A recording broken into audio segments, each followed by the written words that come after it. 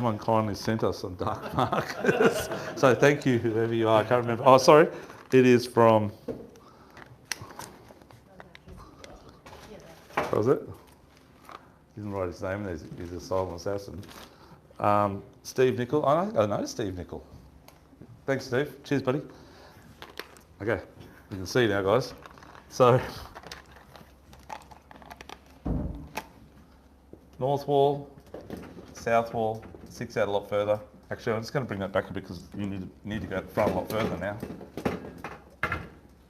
North wall, south wall. That's about how they sit in, like that's a lot further west of the south wall. And this is Dead Man's Bank, sort of like here, where the waves break all the time. It's very dangerous to go north. So as a general rule, you just go straight out and go southeast, and to get 20 metres, if you're going to go north for the day, once you're in 20 metres deep, you dog leg north. But that bank appears to be on an angle like this, and it's nearly joined up across to here. Someone said today that it's actually cleared up a bit there, but I don't know. But anyhow, it's nearly right across to this bank here now. It's maybe a little bit of a gap here. So, yeah, you've got to work out which way you want to go, but be careful. And someone asked me, can I put my track on the GPS? I can't do that because firstly, I keep all my tracks, and if I wipe out all my tracks to make a new track, I'll be upset. So sorry about that. So because my tracks just look like that coming through the seaway, you know. So I can't just put a fresh one in. It doesn't work that way. I could probably save the tracks. I don't know. Anyhow. That's the reason you don't do it. Sorry? That's the reason you don't do it. That's the reason why I don't do it. Exactly right. That's the reason exactly. It's risky. Too risky. So just be careful of the seaway, but I think this weekend, I'll get back to it the other day, so Tuesday, the set's picked up, and it was supposed to decrease. They said 1.4 metres decreasing, and it actually wasn't decreasing, it increased to 2.2 average and 3.5 on the sets. And I could see that. I said to Stuart on Monday, I said that low is going to kick swell in, the one that's out in Vanuatu, and it sure did, direct east swell, and but it dropped out. It's dropped out fairly good now, I think. Yeah. Yeah, that's gone down south further, so it's all good.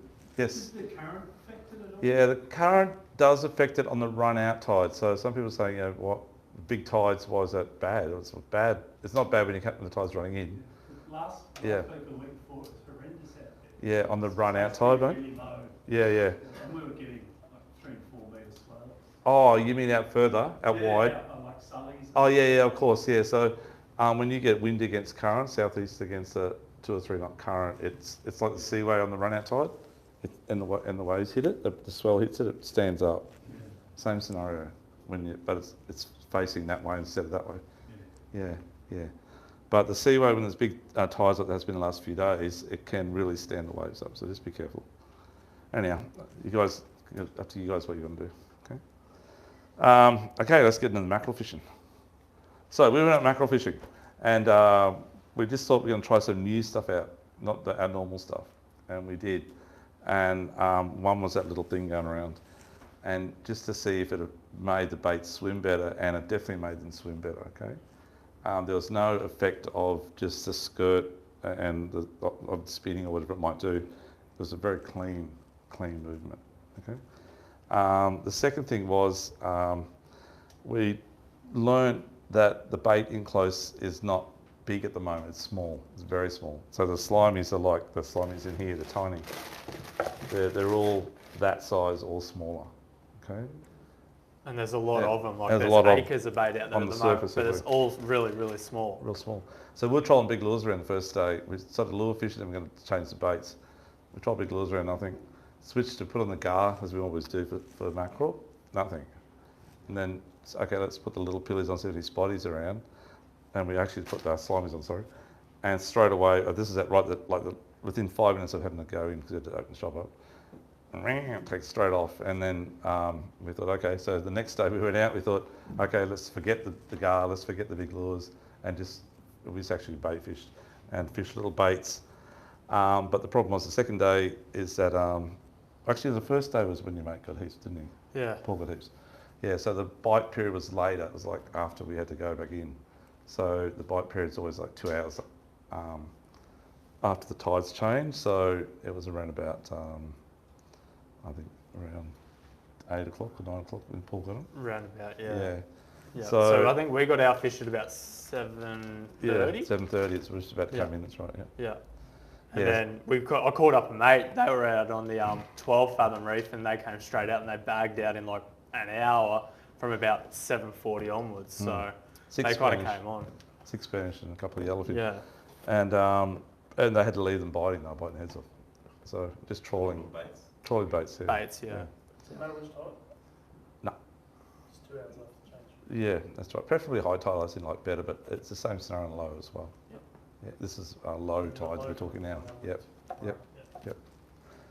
My suggestion if you're going to go out is to trawl not. Maybe we actually just got some little garings. I asked for a little gar because the gar we normally have are quite big fellows, like they're quite big size. But we've now got little gar like that size, so they'll probably work okay. The big ones definitely didn't work the other day. But normally, and I'm going to show you tonight how to rig the big ones up, because they are normally the gun bait. Out of everything I use, like whether it be tail, bonito, or saris, or gar's my pick by far. And if you talk to anyone up North Queensland, it's gar or ribbon fish. That's the two things they use. Okay. So anyhow, we'll do that in a moment. What else do you want to suggest about at the moment, Stu, on the size of the baits? That's probably about it, really. Yeah, Yeah, I keep think it the biggest thing is keep your rig small as well. Don't go Yep. like buying a big rig for a big gar and try to put a real small bait on. It just doesn't work. But yeah. So, guys, that's just the introduction. So we're going to talk about tonight. We're going to talk about rigging up the little baits, the bigger baits, and then how to float line for spotties and Spanish and everything like that, and then how to down riggers. How many people here use a down rigger? A few of you do, and you normally have success on it. Yeah, it's normally very good, especially trolling liveys. 3 to 1, I reckon. 3 to 1? Yeah. It's probably about right. Yeah, you're probably about right. Yeah, we normally still troll a surface lure, surface bait, sorry, when we troll with down riggers. You're probably about right. You get 3 or 4 on that to 1 on that. At times I'll switch and I'll put on an 8-ounce barrel or a 12 or two 12s to try and get it down there with the down rigger, so I got a second one going out there deep, and it gets hit. But you can be so what happens, guys? The fish normally at the moment are 12 fathoms and 18 fathoms. The 18 fathom reef is the gun at the moment. Okay, the diamond reef's not too bad, which is a 24 fathom reef out the front. But most of the fish seem to be on that 18 fathom reef. Okay, it's quite a big reef. It's around about 2k long, half a k wide, and fairly straight, a little bit wider at the north end of it. And there's fish all the way along it, but I'd probably be hanging down the southern end a bit. Yep. Okay. Does everyone know where the reef is? I'm just going to grab your GPS. I'll do this we normally do this at the end, but I'll do it as we're going along so you've got more understanding. So just grab your sheet out. What's the downrigger? What depth, or depending where you see fish? Yeah, I was going to talk about that now. Yeah, where you see the fish normally. So at the moment, they're not right down on the bottom, but as the gentleman's asked which depth you put it at, but as the season progresses, they tend to go deeper, okay? And you'll see the mackerel come up as like a little line on the sounder. Does anyone not know what a mackerel looks like on the sounder? This looks like a little line. So that's your screen, and that screen's split in half, and you've got a little, that's the bottom here, bit of bait, and you're looking that part there zoomed in here, so you're looking at between that and that on over here, and your mackerel will show up. Generally, at the moment they're up here, they're up further, they're like that. It'll just look like lines like that. Okay, the reason it looks like lines most of the time is because you're trolling baits at 1 or 2 knots and the fish gets stretched. It's like when you're sitting still, they're stretched. When you're travelling, they'll look like that, like just dots. Does that make sense? If you're travelling at say 6 knots, trolling lures around. You rarely see that when you're trolling lures around 6 knots. But as it slows down, they get stretched. So at this time of the year, they're around about 12 metres down the other day. About, 12 to 15. Yeah. Yeah. But on the 18 fathoms, which is 32 metres deep on average, in say March, April, they'll be down around about 24 metres. So they'll be probably down in this sort of area here, just sitting like this on the bait. You'll see them. But at the moment they're up a bit higher, so that's why they're going still hard on lures as well. Okay, small lures. So that blowing up, you know, if you're in that area there, and it's April, and that's your bottom here, a little bit more exaggerated. And the bait's here. Those lines will look pretty well like that sort of thing. And they're all mackerel. Okay? They generally show up on most colour sounders as a whitey blue colour on most sounders. Does that all make sense? On the 24th, so that's at the moment about 12, and in say April, that's around about, well, let's say 12 to 15. And in April, that'll be around about 22 to 24 metres, and we're fishing in about 33 metres deep. And then on the 24 fathom reef, if you saw that exact scenario, the 24 fathom reef, you're fishing in about 42 metres deep. At the moment, they're around about sort of 16 metres roughly, and we normally set our downrigger at around about around 24 metres, something like that. So it's sort of up in this area here, and they'll come up to your bait. Okay. So when you're trawling baits like the rigs we have here, when it gets late in the season, you have to add something like that to it. I'll just pass the bigger one around, just to get your line down a bit. Okay, guys. So how do you do that? I'll show you when we do the rig in a moment. So just talk about where the fish are. So that's sort of March, April, May, and at the moment they're up a bit shallow, about half that depth. So your rigs that you got there, how far will they sink without the weight? Only very shallow, but because they're only down at the moment, like sort of 8 to 12 metres, or it might be, they'll come up to it, yeah. Yeah. So when we're marlin trolling like in 300 metres, and we mark a fish at 60 metres down, they'll come up to the lure. Which is incredible. I know how to see it. They'll obviously see something up there, and they'll nail it. And for mackerel to come up 10 or 15 metres to a bait's no problems. Yeah. But you need to get down that 24 metres. You can't get your bait down. Like if you're only down a metre or 2 metres, that's about all these baits are going to be at that slow trawl with no sinker on it, except for the sinker on the rig. They won't get down deep enough. Okay. You need to add weight. Okay, so rigs. My glasses on, sorry guys. So when we use rigs, we have two types of rigs. So this is the rig that we got our fish on the last 2 days. Just a standard pilly rig. You've all got one in your bags. And they just really kick butt. They're really, really good. They're quite easy to use. They're just a skirt, a spring, single strand wire with a piece of wire sitting here. Lead on the first hook, and the hooks you can see are straight, but they've got a little kink on the bottom just to get them up further into the belly of the fish. Stu, we got something I can wrap the bait in. Actually, I might just put them on these boxes. Yeah. I'll put the fish in here when I rig it up and pass it around. You can have a look. But the secret is to knowing where to start your first hook when you're rigging a bait up. Okay. So we'll rig the bait up, then we'll tell you how to do it all in a moment. So I'm just going to put a little slime in here. You can play around with it while I'm talking. So what you do, you measure it up so that that piece of wire is going to go through that part of his head, okay, right there, in front of his eyes, and it'll go from the bottom up, and it'll stick out just in front of his eyes, dead centre. And all your baits, you have to try and get that dead centre. To get that position, we need to work out where our first hook's going to go. So just sort of hold it there. I know you can't see it in the back, but you hold it in that position I was telling you about. Work your hooks back, and that's the first hook's going to start right on the tail. The first hook doesn't matter where it really sits, as long as it sits next to the backbone and doesn't split the skin that it's sitting in. Does that make sense? You've got to have it intact. The next hook, though, is important that it doesn't split the side. So you've got to put it in, use your thumb, bend the hook around as you're doing it. That stops it from digging out the side, and it's internal straight. Okay.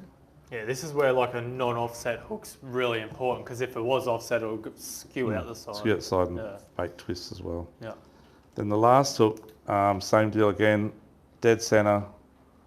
Push it down, pull it around as you're doing it, just like so. Okay, just like that. You can see that. It'll come around in a moment. And then we got the bit of wire. So the bit of wire goes up through the mouth and out.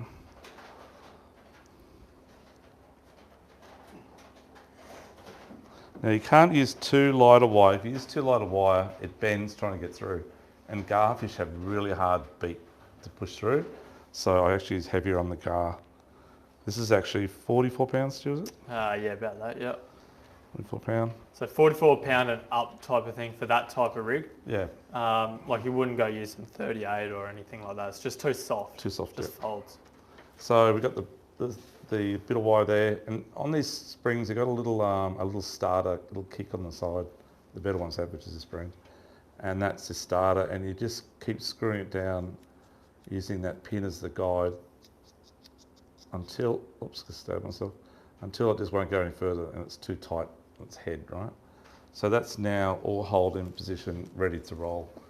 And then I just slide the skirt down, make sure I cover up over the eye of the spring. And if you want to, just to hold it in position, you can put that one little leg or the whichever, if you're using a bigger skirt, over that bit of wire just to hold it in position. Remember the boat's rocking? Oh, jeez. It's more my eyes are the problem. Okay, that'll do.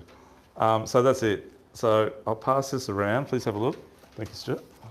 So the other thing is with the squid on the front, like A, it dresses it up a little bit, but B, it actually directs water around the bait. So Yep. if you didn't have that on, the front end of a nose cone or a bait spring or whatever you want to call it's hollow, and it'll just direct water into there, fill it up with water and blow out the guts and everything, split the bait. Actually, I might just, if I just pass that back. Sorry, my friend. I'll just see if that goes on. Yeah, see if that swivel goes through that.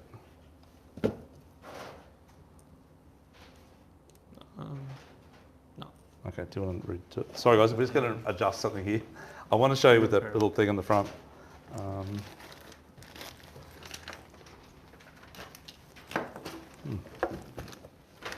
did have a pair history. Orange ones to be exact. Up to that. Oh, that won't cut it. Yeah, we'll cut it. Trust me. I'll never cut anything again, but I'll cut this once. These little, like the scissors, most of these scissors these days are so good. They'll cut once. You jinxed it, Stu. Yeah. Oh, Stewie. Like you knew it was gonna happen. Every day I try to cut line with scissors here. They're good for a day. Here you go. We'll put it on the other end. Anyhow, you'll see how that sits up inside that bobble anyhow as it comes around. Good luck. So guys, that is like for the last 2 days, that's what's called a fish, is that exact rig, okay? On the skirt, we had blue skirt, white skirt, pink skirt, it all worked. They all caught fish. Okay. What are your thoughts on like wire and obviously this big green thing Yeah. being scary, like, you know, if that's coming? Yeah, I think like obviously colour attracts. I think colour does attract. I believe that bait's going to swim better, and that's what's going to attract them probably, rather than just trawling a bait on its own. If that makes sense, if you're using the bobble thing. But on the Spanish we got on the Monday, I didn't have the bobble thing on. We only got them in on the Monday, so we done them up Monday night and then tried them on the Tuesday and caught fish on those. And never caught fish on the non-squid one, on the non-bobble one. So I don't know if they're any better. Might have been luck. But I think it definitely makes the bait swim better. Yeah. So have a fair bit of. Especially do a on the dodgy trail. job. Does it leak a fair bit of- Not that much, but we did speed up. We actually got a video. We sped up to about 7 or 8 knots, and then it looked really good actually. And the bait was actually doing that, which I was pretty impressed about. Yeah. And a live you obviously swim nicely too. In North Queensland, they use a lot of these things for little blacks, and they put their garfish, they rig their garfish with a single hook underneath it to get the gar to swim nicely. But they use a slightly not so modern style, like an archaic sort of rubber thing. Yeah. Yeah.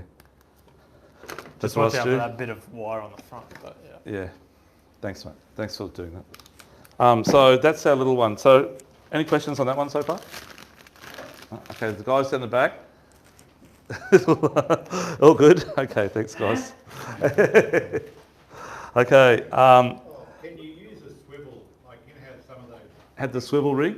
Yeah, so I've got one here, mate. I'm about to do it right now for you.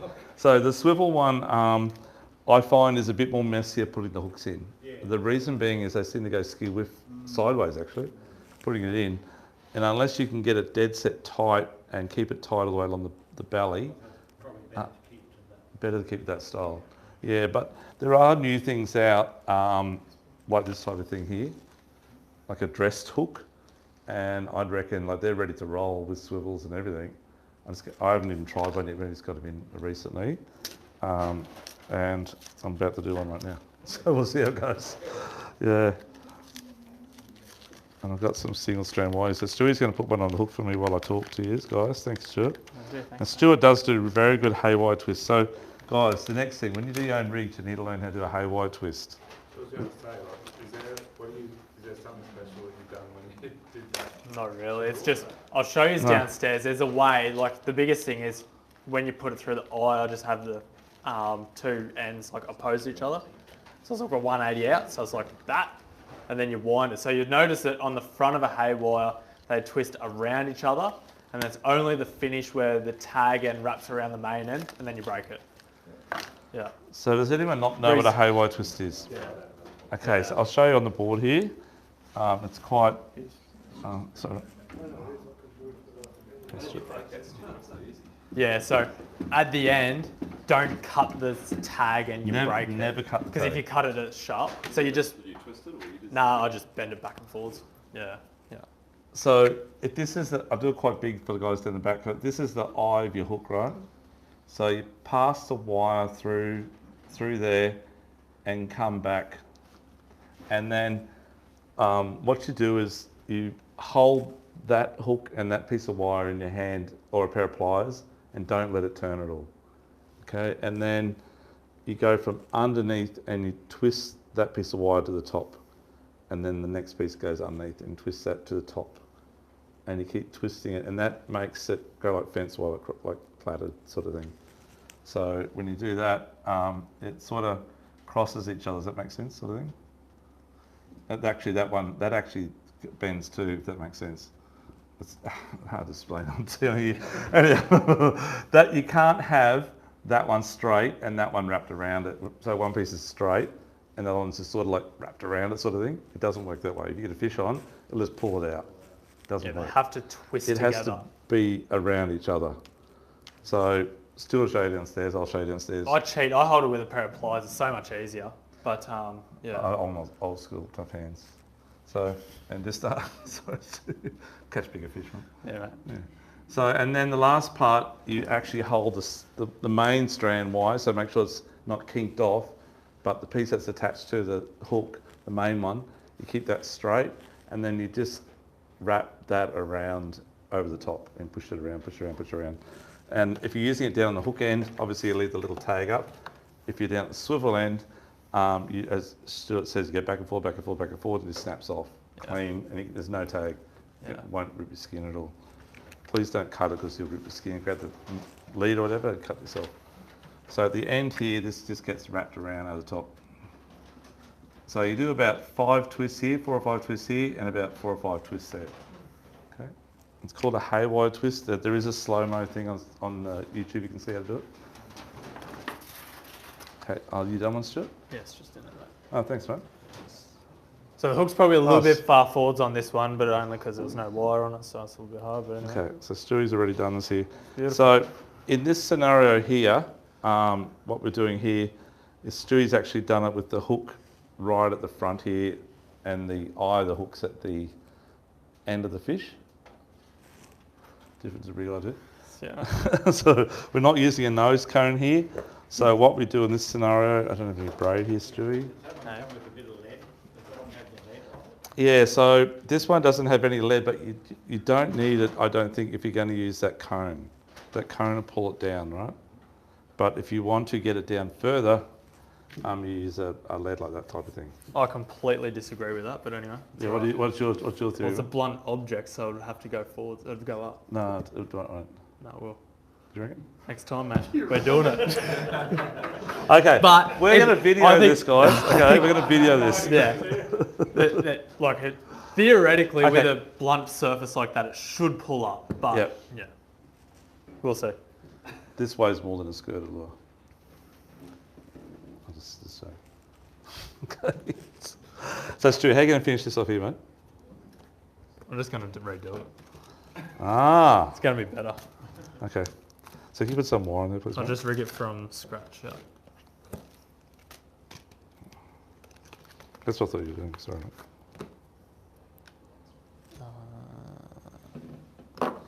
Exhibit A is coming around in a moment, guys. Okay, so with something like that, obviously that sits underneath, and I think a colour and a lot of tinsel stuff like we use it all in our snapper rigs and that now. It's just it seems to be an enticer for fish. I don't think they've seen it before, and that they're not scared of it, you know. So we do a lot of lure fishing, and with any lure that's new design, new concept, new style, I don't think fish have seen it, and they're pretty aggressive on it. If you use the same old, they seem to wise up sometimes. It can be flat, it can be anything you're talking about, mango jacks, doesn't matter, barra. So something that's new sometimes is very good, but that's experimenting. Okay, so Stu's going to rig the wire up. I'll go down to the garfish. So this is our garfish. There's a few things with garfish when you use gar. Has anyone used gar before? You guys are all fairly green, eh? That's all right. That's good. Good to see you here learning. I got scissors. It's not going to work, is it? You need to get pliers, mate. Here you go. Oh, you got it. Well done.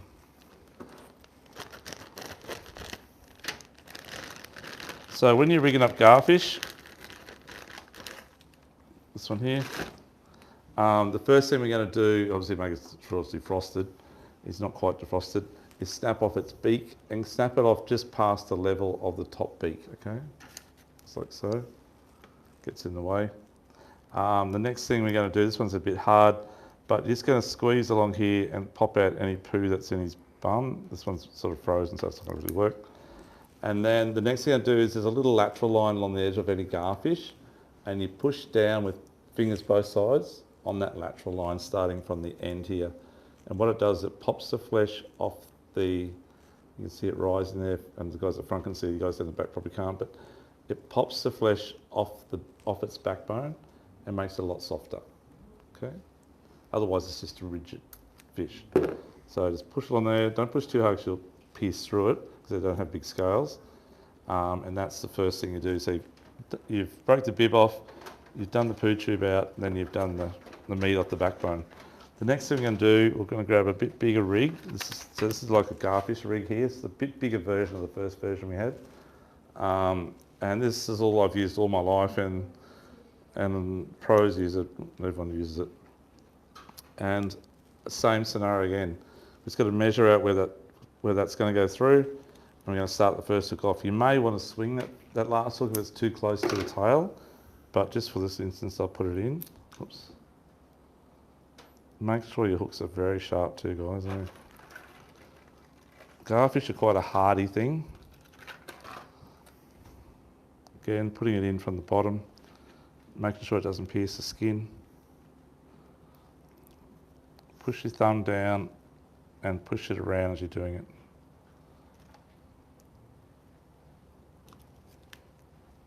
So.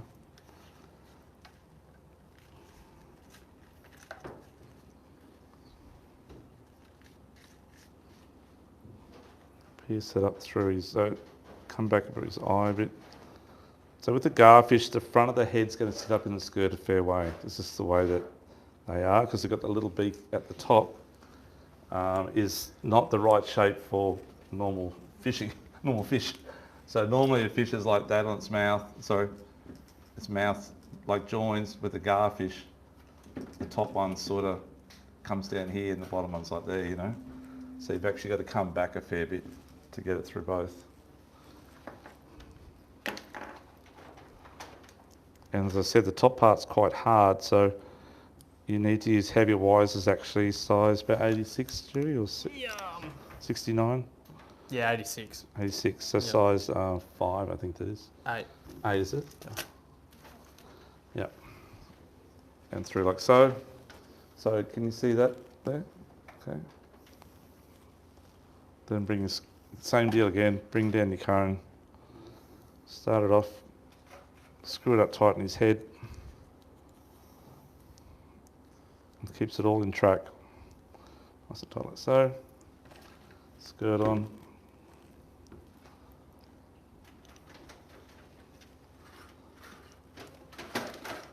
Pull it over.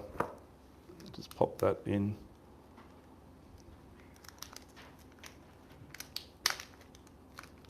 So, and that's it. It's ready to roll. Oops. Popped out. Okay. Sorry? What sort of speed are you trolling? Yeah, good question. No one's asked that yet. As slow as you can go. So, you know, if you're not catching anything, it's as boring as batshit because you just like a snail goes past you. It's very, very slow, but that's how you catch the fish. It's definitely how you catch the fish. It's definitely how you get that little bobble thing to stay down below the surface. If you're doing 2 or 3 knots, it'll pop up to the top.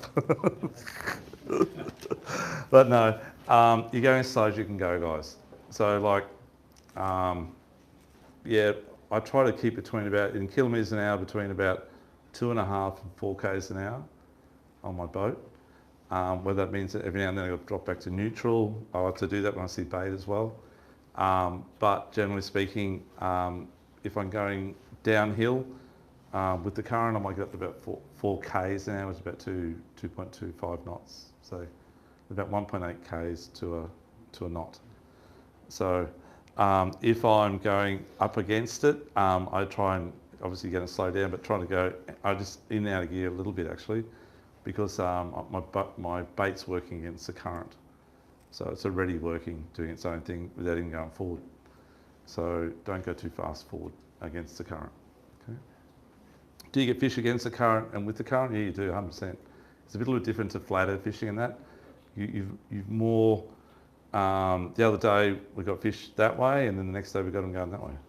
Yeah, so it doesn't really matter too much, but you just got to work out which way they're biting on. Are you getting some weight on some of your rigs and some not? Always weight on. Right, yeah. Always weight on. That big one you can't even for Yep.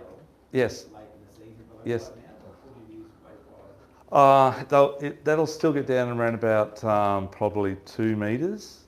Easy 2 metres. It's sort of on an angle like that. You're dropping it back about, you don't run, it's not like marlin fishing, so you're running your closest one maybe 25 metres back. 25, I'm running 3 or 4 baits, 25, 35, 45, 60. You just got to watch out for guys going behind you. We got done yesterday. Anyhow, got around over our lines. But you've just got to, with that long line out, very slow, it just gets down. And that's what they really like. Just Yeah. a barrel was silver and Well, at the moment we've got no sinker on at all. They're just running the weight on the pilly rig, or the. So no, it gets down 2 metres On easy. that top hook, that weight on the top hook there. Yeah, that's Yeah. it. That's it. This way. That's it. And how do you Yeah. use those barrels? Just on the line in front of it or further? The bobble. The barrel. The barrel singers. Okay, so that's the next thing. Yeah. So when it comes later in the season, you may progress. We've got smaller versions, obviously, like a little 4 ounce. You might want to just get it down a little bit, and it doesn't hurt to have your closest lines with those on it. And I'd even drop one down maybe now if you wanted to. The fish aren't down that deep. If you put that down, it gets down seriously like 20 metres at that speed. Just gets down there. When you're going up against the current, though, it might lift up to about 12. But with the current, when you're going down with the current, it'll get down 20 metres. When you drop back, say 40, 50 metres deep. It's the angles like that. Like a downrigger behind the boat is probably this is actually a good little thing for you guys to see. If this is the back of the boat here, motor on it, and you've got, say, 4 rods out, whichever way it is. This one here's got your say, just that pulley rig with the weight of the sinker on it, on the hook. And that's the water line here, obviously. It's going to be the furthest back, the lightest one's going to be the furthest back. And it's probably only going to be down around about 2 metres down, so it's 2 metres down. The next one, I'd probably run, this is say in another month's time, maybe a 4 ounce, and that'll get down around about here somewhere. And if you run the 8 ounce sinker, the angle's going to be probably on this angle here. So you obviously run this back a fair way. Okay, and then if you run a 12 ounce or 2 eighths, the angle's going to be pretty well like that. And if you run a downrigger at the side here, there's a rod in it attached to it, your line's going to be pretty well on about that angle. Does that make sense? So sinker on the hook as just a rig, 4 ounce, 12 ounce, 16 ounce, and that's with the downrigger. Downrigger is actually probably even a bit more vertical. But we run, the beauty of the downrigger is you can run like a 10 or 15 metre kick back off the back of it. So it's naturally down that deep doing its thing, where the other one, it's just right there, you know what I mean? So how far do you put it in front of it, of the sinker, of the bait, sorry. I do 2 types of things. One is I have to hand line the fish in though, but sometimes I'll run a swivel and then about 100 pound leader around about, not very long, maybe 12 inches or 30 centimetres. And I run 2 8 ounce barrels on it, and then I run another swivel here. And then I run about 8 metres of line back with my bait on it, with just the weight on the bait on the hook to hold it down. And that's on like that angle behind the boat, because it's got 16 ounces of weight on there. It's like a poor man's downrigger, and I use it all the time. So You just take that to your main line, whatever that in between is, or you use wire, or I'm using wire, so I have just another swivel here with my rig on it, a snap or a swivel. These are just tied to the line directly. And this is 60 pound mono, this is 100. yeah. And this is my short wire rig, that's the pre-rig. How long was that? 8 metres? 8 metres, yeah. So I have to hand line the fish at the boat, And what about 300 mil at the start there, just for the seekers? just to keep it, yeah, I don't like, it's always a scary thought they're going to think that's a lure and chomp at it. I don't think I've ever been done ever. Okay, yeah.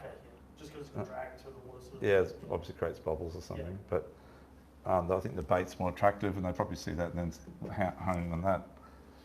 The other way I do it, if I'm using like a 4 ounce or up to say an 8, is I just sit it straight above my snap, or above If it's a smaller one? smaller. No, Yes. yeah, if it's smaller sinker. Yeah. Yeah, yeah, So yeah. you only want to So yeah, this is like 8 to 16 ounce, Yep. and 0 to 8 ounce. Just run it as normal, and just a swivel, the barrel on there, Yep. and then my swivel, then my rig, and my bait's there. Okay. And it's right down on it, So the lighter one, the 4 to 8 ounces, right close to the bait. very close. Yeah, And how far? I've never that been roughly chopped there either. Gets Sorry, you down roughly. How far do you reckon that'll get you down? a 4 ounce. Yeah. Trolling slow about 6 to 8 metres. Okay. Yeah, So you can with the fish- current. You go to hard when you go against the current. It's amazing the difference, guys. Yeah. It's amazing. And so many using a downrigger, you go downhill with the current, and the angle's like that behind the boat. And when you go against it, you'll see it pull out. Yeah. Yeah. So if you're marking at like 20 metres, 18, 20 metres, you can sort of like up to like an 8 ounce to get it down that far. 8 ounce will get it down about 8 to 10 metres, 12 metres So they easy. come up about 10 metres, do you reckon they would? Oh, 100%. Yeah. Yeah. So that'll get you down close. But sometimes they're frigid. They just don't want to do anything out of their norm, and you've got to literally pull your bait through them. Okay. So when you see them out there in April and they're down 22 metres or 24 metres, you need to have your line in down 24 metres. Okay, gotcha, yeah. So then it's when you go to this system. Yeah. Yeah. The trouble is when you get the fish up to the boat, it's still out there, and you got mackerel like, Yeah, gotcha. and you've got to hand Eight line meters it. wide. Try and pull it. But- Yeah. But it's effective. Yeah. Oh, It's that's just, fish. but you know, I've just been back to Japan, and everyone fishes this sort of system. It's the way they do it. They use like a ledger type thing, like a wire thing here, and it's sort of like a spring system on it. And they've got a big clip here, and they drop like a 16 ounce or 20 ounce snapper lead on it. And then the lines, it's got a swivel on the end here, and they tie the 8 or 10, 20 metre, 10 metre leader. Yep. And obviously when you wind it up, it gets to here, that's still out there, the fish are still swimming around, and they just put it in the rod holder and hand line it in. Yep. But they get fish. Would you put a trolling board? Yeah, you can put a trolling board too, so paravanes and downriggers, I was going to talk about in a moment, but 100% mate, they are good. And I use the metal paravane, which I didn't bring out the downstairs, I think it's true. But we use the metal one. The metal ones, again, you've got to tie it to the end. So if you want your bait to be doing the right thing, you've still got to put it back 8 or 10 metres and got to hand line the last part in. Yeah, exactly right. Yeah, exactly the same way, mate. Yeah, Moreton Bay is used all the time. Yeah, we use the white shitter boards. We've got those downstairs too. So what the gentleman's talking about, it's instead of using weight, you use a paravane board, which is sort of, can be that shape or that sort of shape there.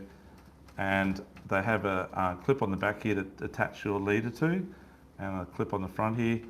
And as soon as you pull on it, it dives down like a lure. And they get down deep, like 10, 15 metres. The big silver one, we got the stainless steel one, which the pros use up at Cairns and Lucinda and that, they get down about 20 metres. But the problem is your line's always attached to the back. It's a little bit system like that. Depends how much leader you want to put at the back here. But I find 8 metres is like the really nice, get your bait really nice. If it's 2 metres, it's a bit restricted. 3 metres is not too bad. 6 metres, yeah. And just 8 metres is a happy spot. But it's a pain in the arse to get the fish to the boat. But you get that fish in. Does that all make sense? It's a little bit above like normal, but you need to learn how the fish progress down as the season goes on. It's a little bit frustrating when trolling baits and going 2 boats out of 400 are catching them on the downriggers. Yeah, 100%. Yeah. Nothing to get down there. I wish I knew that like 2 years ago. Yeah, on that. Downriggers are expensive, guys. There's a lot of crappy ones on the market. Like Cannons, it's always been the best. I've been selling for 40 years now, I think. And they're expensive, but you buy one. I've got one that I've had since 1990, and it's still going. You know, you buy. It's a bit like buying an LV or something. Just goes forever. Yeah, but they are good. But they're $600 or $700 to set it up. Yeah. Usually one rod anyway, too, doesn't it? Really? Well, it does. That's right. Yeah, it's pretty well another rod, Yeah. another usage. That's right. If you're good at it, you can actually run 2 lines off it, but it's a bit tricky. Yeah. You put a clip on a clip. Does that make sense? Yeah. It has a double clip. One clips on the wire, and another one clips onto your line. You send the first one down, and then sort of 5 or 10 metres above that, you clip on another line and drop it down as well. Sounds messy. It is messy. It's like our lines the other day. We had a double hook up, and there was mackerel going everywhere, and there's still 2 lines out there, and we didn't have time. We just had to put the lines in the water. My one was actually sweet. Came straight to the boat. I think it was angler, but anyway. Yeah. And, but yeah, it was a good tangle. Anyhow. And then we went to drive off, and Dougie caught a prop, and it was really Oh yeah, good. that's right. Hung over the side. Thank you for doing that. Had Stuart. like 5 people send me the photo, so it's out there. I don't even know where you take me out, though. Just leave it up. Okay. Any questions on the depth part of it, guys? But please understand as the time goes on, get deeper. And we're nearly at the end of the lure stage. You'll still catch my lures for another month or so yet, but it'll progress to baits, and it's already progressing to baits. It's just the way it goes every year, and it's the same with marlin. It's skirts, and then now they're really starting to catch a few at Spot X on baits. It progresses to baits. Just the way the fish seem to work. Yeah, just a real quick one with the downrigger as well. They all come rigged with wire. I definitely put braid over the top of it and use braid because wire makes a noise when it goes through the water. It sings, it hums. Braid, it's thinner, it sits nicer, and it doesn't make the noise. So it's a bit more stealth approach. Yeah. So when we use a downrigger, we're using, this while we're talking about deep dropping, that's a 12-pound weight. That's about as big as you'd use out here, but 10's probably our biggest seller. We sell 12s as well. This clips onto the front of that downrigger. The clip goes through here. And on the back, we sell the downrigger clips, but my suggestion is using a piece of cord like this. Okay. Then all we do, let's quickly put this on here. It's about this length as well. Let's do it bodgy, as I always do. So like that, and all you do at the end here is we'll just grab a rod with some line like this too, if you've got a rod there, mate. That bait runner one might be right. That's mono, is it, mate? Yep, perfect. And Stewie's got some rubber bands here. So always use size 16 rubber bands on any of your fishing, okay? Unless you trawl on big lures and a big marlin, you might use a 32, which is a lot thicker. But 16 is a good size for this type of fishing, downrigger fishing, any fishing. It's just a size that breaks, not too bad. You just want a piece? Yeah, just one piece would be fine. Yeah, thanks, mate. Thanks, Stuart. Just want to hold the tension on there, mate. Do you mind to hold that there, mate? So the gentleman's the lure that's out, or the bait that's out, sorry. And this is does everyone know how to put a rubber band on? There's all different ways of doing it. But I just hold it, sorry. Wrap it at the top. I've got plasters on my fingers at the moment, so it's quite awkward. Wrap it around about, I don't know, 6 or 8 times, whatever you want to do. And then feed that through the top one, and that's onto there. Then if you're running a downrigger, all you do is you just hook it in there and just do a half hitch. It's as simple as that. Just like so. And then you drop your downrigger down and you put your line into free spool with your thumb on it, because it's quite heavy. And you obviously got tension on your downrigger, and you drop it down to the depth. So this is already out 20 metres or 25 metres. And then you've attached your line to that. You then drop it down to the depth that you want, which is around 20 metres, say in April. And what happens is that'll be at that depth. This is sitting back past the end of the shop here, just swimming along nice and nicely. Lively, dead bait, doesn't matter. And when the fish hits it, if you guys want to just pull on that quite hard, it just pops out. Oops, sorry, man. Sorry. That's all right. It's a bit hard to hold on to you right at the end there. But it just pops out. Then you just undo that tag like that, and you're ready to go again next time. So use rubber bands and that. If you use the clip, the problem is this hardly ever breaks. Thanks, mate. But if you're using the clip, thanks, Stuart. If you're using the clip, it pops out quite often, whether it be a fish hitting it or just, not so much a fish, but it's just sometimes a bit of a surge and a swell, and you go a bit faster down the swell, whatever. It pops out, and it's a pain in the backside. You've got to wind the downrigger back up, reset it all back up, put it back down again. This rarely ever breaks. Okay? It's got stretch, it's got give, and it works much better. I'd rather see you guys a clip, but that's nothing, it costs nothing. So if you're winding in, Yep. and you want to check your bait or finished or whatever, how do you... On a downrigger? On a downrigger. Yeah, so what you do, so just want to pass that bait runner rod, mate. Because now I've got a clip, so... Yeah, that's right. You've got to do that exactly right. So when you're using a downrigger, you adjust it so that the weight is on the rod like so, okay? And that's the downrigger ball holding the weight, but your line's just nice and free at the back, swimming 20 metres behind the weight of the ball. As soon as you get a bite, it actually just pops off like that. So it doesn't actually load up like a normal rod does, it goes the opposite way. And that time you quickly grab it out and take up the slack, and it's on there, right? If you want to check your bait like you're saying, and it's on the downrigger like so, you just got to give it a big reap, mate. And you're just trying to break it. Just try and break it. Same deal. Yeah. Just rip it and it'll generally come off. Sometimes it doesn't, it's painful. And sometimes you do that and you get a bite. Fish hits it because you pulled the bait forward, all of a sudden unders forward. So any questions on downriggers at all? All good? Do you normally use the manual ones or the electric ones? Manuals. I've actually got an electric one, but I never use it.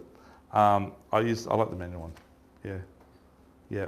The electric ones they're pretty flash. Like if you got a Humminbird sounder, Canon and Humminbird are sort of in cahoots with each other. It reads your sounder, it follows the sounder, and it raises up and down with the pinnacles if you want to really scrape the bottom for snapper and stuff like But for mackerel fishing, they're generally always at that one depth, and you just trawl them through that depth. Yeah.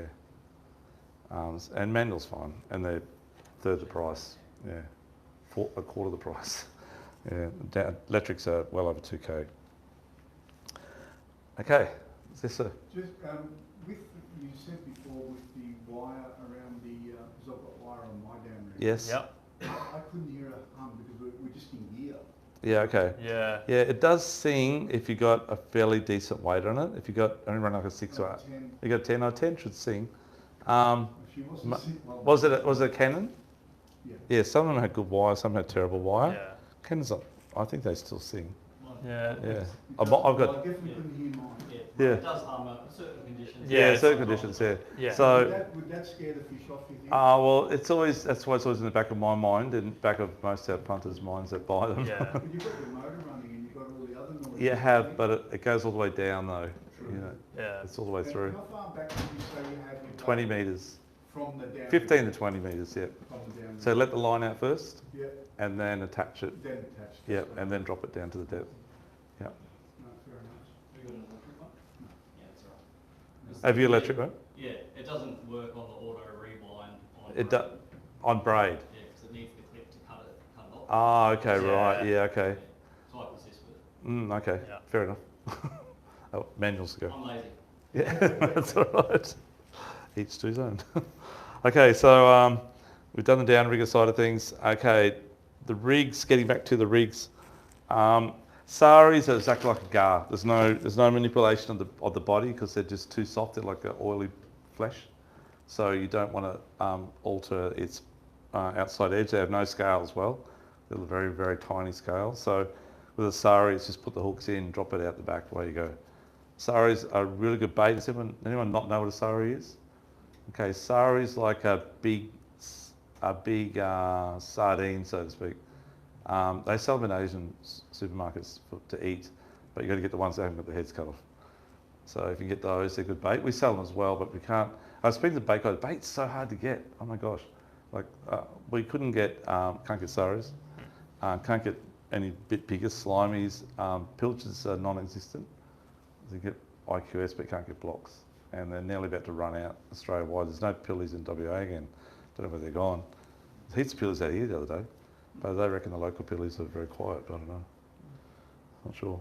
But anyhow, bait's hard to get, so get it where you can. But I would definitely say with the saris, if we haven't got it, try an Asian supermarket. They're about that long, and they're like a dark blue with a silver side. They school up out here in big numbers, you see them, especially in the 9 Mile. And sometimes out wider here, you'll see just football fields showering, and they're all that big. Okay. I've just come back from Western Australia. Mm. The water's too cold. Water's too cold, is it? Nobody's catching any fish and nobody's got any fish. Is that right, mate? And no one's got any pillies, right? 80 Mile Beach, Yeah, I stood there for 2 days and didn't get Yeah. a bite, and the 8,000 people next to me were saying, Is that right? Jeez. Well, they're all using half pillies instead of full pillies, probably conserving them. But yeah, no, I don't know what's going on. The water has actually been fairly cool for the start of our season here too, but it's warmed up now. It's 26 at the moment. all the old fellas were saying, water's too cold, don't even worry about when Mm. Global warming, I don't know. Anyhow, climate change, yeah, climate change, sorry. Guys, so getting back to hook rigs, if you want to make up your own rigs, all you need to do is buy some wire. As Stuart was saying, don't go down to 32. I do use 32, and I'm doing, when we talk about at the moment, for rigging up for spotties, and we're using half pillies, whatever. But otherwise, you want sort of around that 58, 69, 86 pound, which is 6, 7, 8 in the single strand size. I'll pass this around. That I just noticed on the back of that one, that shows you how to do the haywire twist on the back. Have a look at that.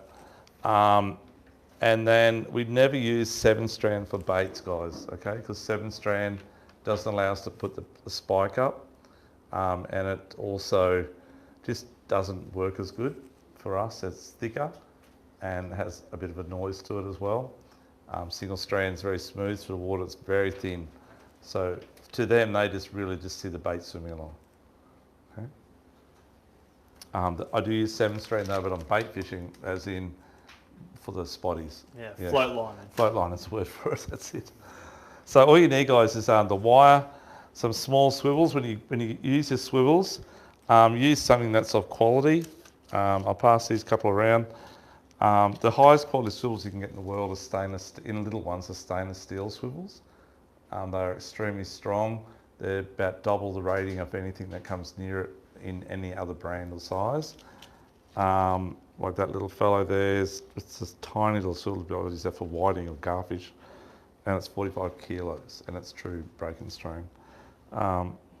Slightly bigger size and that's a real high quality one too. In a standard crane's 28 kilo. So when you want to use little swivels, you use very small ones. Obviously that goes on the front of the rig, and the wire's only very short. Don't make it too long. Too many guys make a long wire trace, and if you've got a fish near the boat and you need to grab the wire, it's very unfriendly in your hand. Okay, so you want to keep it short and try and get that fish up as close as you can, because our gaffs aren't long enough, and we get a long wire trace on the fish is always way out there, because you don't want to grab that wire trace. So keep it short. Hook rigs, like I said before, there's the dress style. You can get them, sounds stupid, but undressed. It's like that type. And then you've got your longer type hooks, straight style, which is like the style we're using in the rigs now, with swivels in between. But as I said to the gentleman before, I'm not a big swivel in between type guy. But if you like using it, I don't mind using it on bait fishing, like the snapper and that, but when I'm trawling, I don't like using it, trawling. And the nose cones, you can buy the nose cones on their own as well. So all the parts are there. It's just up to you guys to make it. Oh, the sinkers, sorry, yeah, we saw those too. Split net leads, just like so. They've got the split down the centre. I'll pass around. And you just wrap it around the hook. You wrap one side in on the hook with a pair of multipliers or pliers, and then fold the next one over the top of the bottom lip. I used to do metalwork in school. And you can get those in painted too, but when you start putting pliers onto it, the paint starts falling off pretty easy. Okay. Years ago, I learned a lot from mackerel fishing. I fished a pro for a long time. On my days off, I was fishing down here, Southport. And then I spent a lot of time with John McCubbin. He was also a pro fisherman, Ross McCubbin's dad. I did a lot of trips with him, but we used to file down and get the front of those lead weights on those rigs perfectly shaped like a boat and all this sort of stuff. You don't need to do it, okay, guys? You don't need to do it. That's probably about all the tea and the bits and pieces that you need for it. Are there any questions on that at all so far? Are you going to touch on live bait? Or? Yeah, I will, yeah. Actually, Stuart, the live bait rigs, that's one thing I didn't grab. Do you mind to grab on it? I think they're just on the... Sorry, my friend.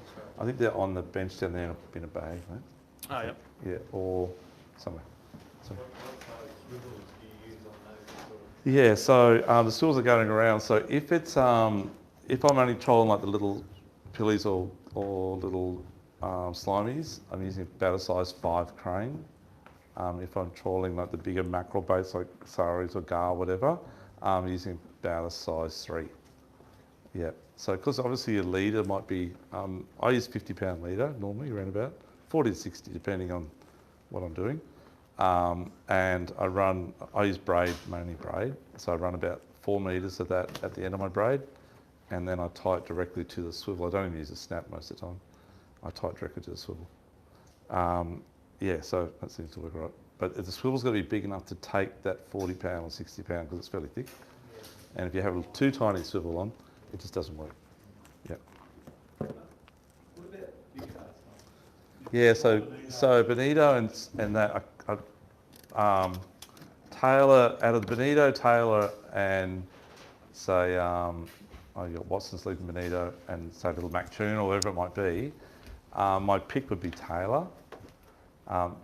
Bonito are pretty good too. Bonito actually swim easier than Taylor.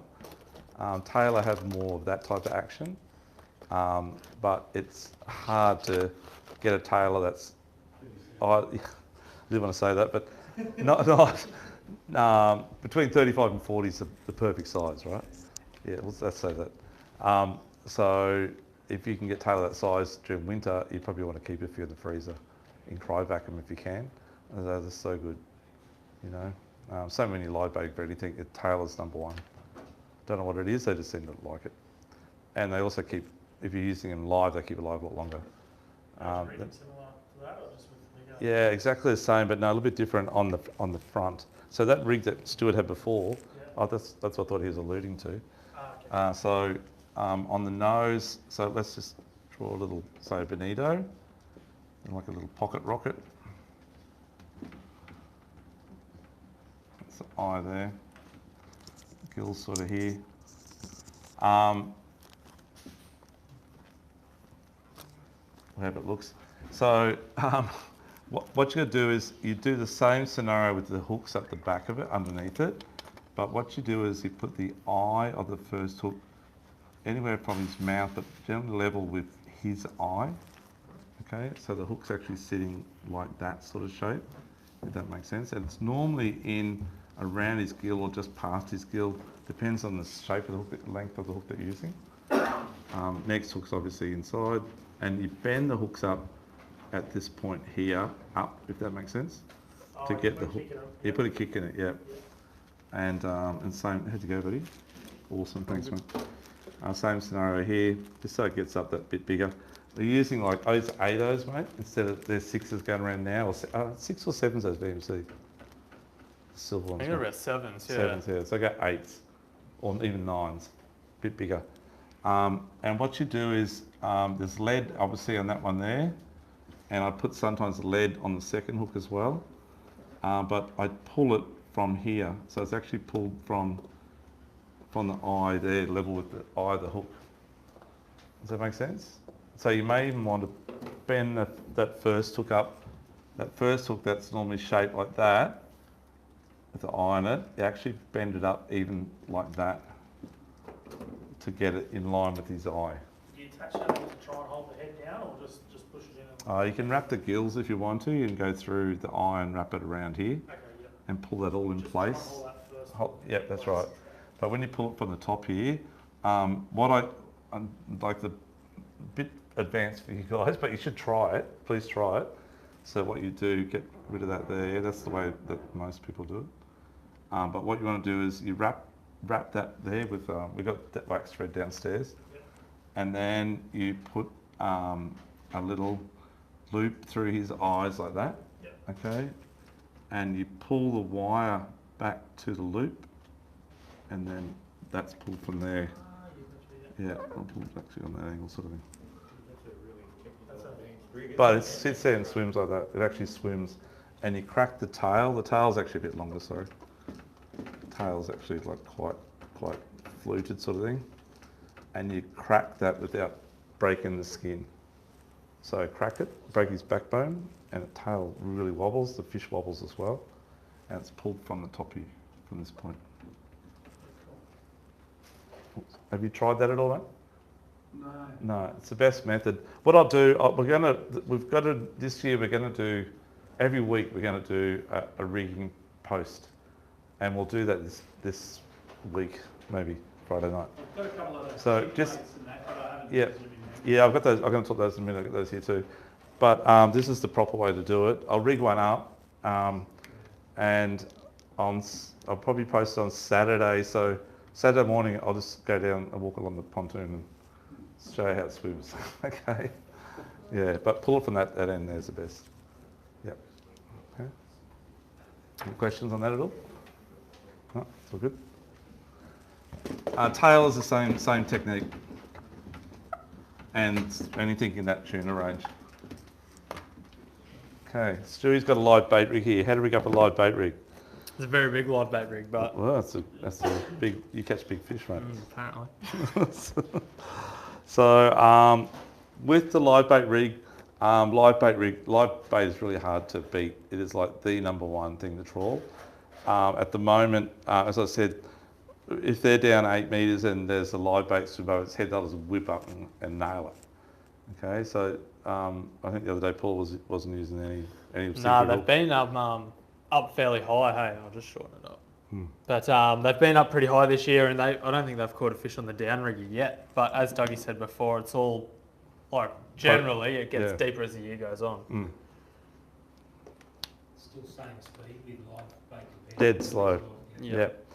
Yep. And I was alluding before with that sounder, and you see them at that depth, whatever depth it may be. Say they're down about, you're in, I don't know, the bottom's here and in say 30 metres, and they're down about 15. And I've got my line up around here trolling. I'll actually, when I get near them, I'll as soon as I see them, I'll just pull it back to neutral, and sometimes even let a bit of line out, and let my line just sink down and sink down and sink down. And obviously, I'm hopefully going downwind. And as soon as I think it's gone through them, and then as soon as I go forward and pull it back up through them, you get nailed. It's a bit like when you sometimes turn. I try and turn on squills too. Learn to do that trick, guys. So if you know where they are, when you turn, your lines drop down. And then as soon as you go straight, it pulls back up, just take off. So try that as well, turning through bait. That way you can keep going at speed, and it's a lot better hookup rate, if that makes sense. It's intact all the time. Where when you stop and pull back through, if you get a hit straight away, you're not quite taking up the slack. It's a bit tricky. Yeah. But when you're using baits, the hookup rate's much better than lures. You nearly get a fisher bait. You get the occasional bite off, but you nearly get a fisher bait. Thanks, Stu. Yeah, so well done, Stuart. Yeah, so with this hook rig here, you got many different ways you can hook up a live bait. Some people pin both the mouth together. They still can open their mouth on the hook shank. Some guys will put it through between the eyes. Other guys will just put it through a top part and out. That's the first hook there, okay? The second hook is the important part, and I actually run sometimes another treble as well. And on that one,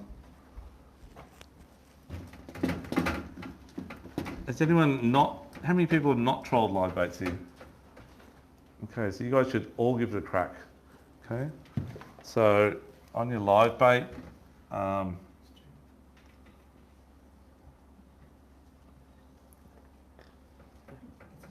Yeah, do that. is anyone's water okay? Everyone, what? You gotta go talk. You all right? Yeah. So, yeah, it depends on where you want to put it through. Here, whether to put it through up here, it's up to you guys. But with the treble, I like to sometimes just poke one in the side so the two are exposed, if that makes sense, on the side. Or I'll put one in around its backside and the other two are sort of hanging down either side of under it, if that makes sense. And one's sitting up inside. And sometimes put one at the top. It depends on the two hanging out, sort of the top here. Depends which way you want to put it. And they're different lengths, don't run them all the same length. I'd probably run the anal one the longest and maybe a shorter one on the side here. Yeah, or just behind the anal. Yeah. It's up to you. That You one's run two trebles on that. two trebles. If it's especially a bigger bait, not a little slimy one. Yeah. That's it. But if it's a Taylor or a 35 centimetre Taylor, Yeah. or a Bonito or something, yeah, they run three. Yeah. That hook plus two trebles. Okay. Yeah. Just slightly different lengths. Yep, and don't make the treble too big. Keep it between the size sort of, on the little baits about a 4 like we've got there. Probably a 2 or a 1. If the bait's around 40 centimetres, you might want to go to a 1.0. And use a very strong, these are Shinto, these are made by BKK, they're very sharp and very strong. So you don't need to go too big. And there's plenty of bite there for them to hook up. What size is that? That's a size 4, I think, or 2. 2, yeah. Pass that around now, Stuart. Do you ever troll live whiting though? I never have. I've obviously used live whiting and stuff like that, but I never trolled them, but they look like the best things to troll because of the way they're head shaped. But no. I did it once up at Woodgate. And to get fish? Yeah. You like did? Years ago. But Yeah, okay. I reckon I'd like to try it. No, I reckon that if it works, it's got to work now. Yeah, just Yeah. as the profiles like that. Yeah. Yeah. Just interesting. You know, Obviously everything, we catch heaps of jewies on whiting, we can't get slimies and stuff, you know. Yeah. But you can jig up whiting off on the outside edge of the bait reefs all day long. And they're all nice size, they're like that size. Yeah. So, Just outside the seaway there. yeah, yeah. Just They're they're a little bit different whiting though, they're not the yellowfin whiting, they're like a diver whiting slash reef whiting, I don't know what they are. Yeah. Is that a multi-stranded just tied? Yeah, so it's just nylon coated multi-strand. Yeah. No special knots or just? No. No, we just tie a loop knot. It just bites on a little bit better. That's all. Yeah. You can crimp it up to the top end, but that's up to you guys. And they snell really well. It smells really well. And what do? Do you go through the top, through both, through the base? I change all the time. I don't know what to change, but generally through the top or through I go sideways. Yeah. But I never pin both. But some guys, both is the best way because it's not going to fall out. It's in there. But I think they die a bit quicker. But hopefully the fish are on the bite and they don't get a chance to die. I don't know. Do you find when you use multiple gang trebles? Yes. Does that inhibit the swooping? No, because that's the secret. A good question. I didn't touch base, but you've got to have loose wire. And then I stress about, okay, the wire's hanging out the side like this, it's going to spin or not work, whatever. The fish will just do its own thing and keep itself straight. Yeah. Have you had much luck with yakkers? Not as much as slimies. How's that sound? Yeah. Yakkers do work, but slimies work better. Yep, by far. I think it's like prawns and bits of pizza. I think you're going to get the prawns. And is there some differentiating on your sounder, or you just got to find them, just got to drop your bait jig in? Yeah. Yeah, Pretty so much. Yeah. You might get slimies a bit higher off the bottom at times. Yakkers might be right on the bottom, but that's about it. It's just a bit of a lucky dip. Yeah. and Hard to find it in slimes. yeah, and as we say, like when you're bait jigging, let's grab that rod there, Stu. So when we're bait jigging, I'll just use this one. Doesn't matter. That's one of the interline type bait rods. But when we're bait jigging, and Stu and I do exactly the same technique. If you can say 30 metres and the bait's at about 12 metres, at that point, we use colour lines, so we know what colour's coming out. We've gone down 10 metres, okay, we're coming out 12 metres.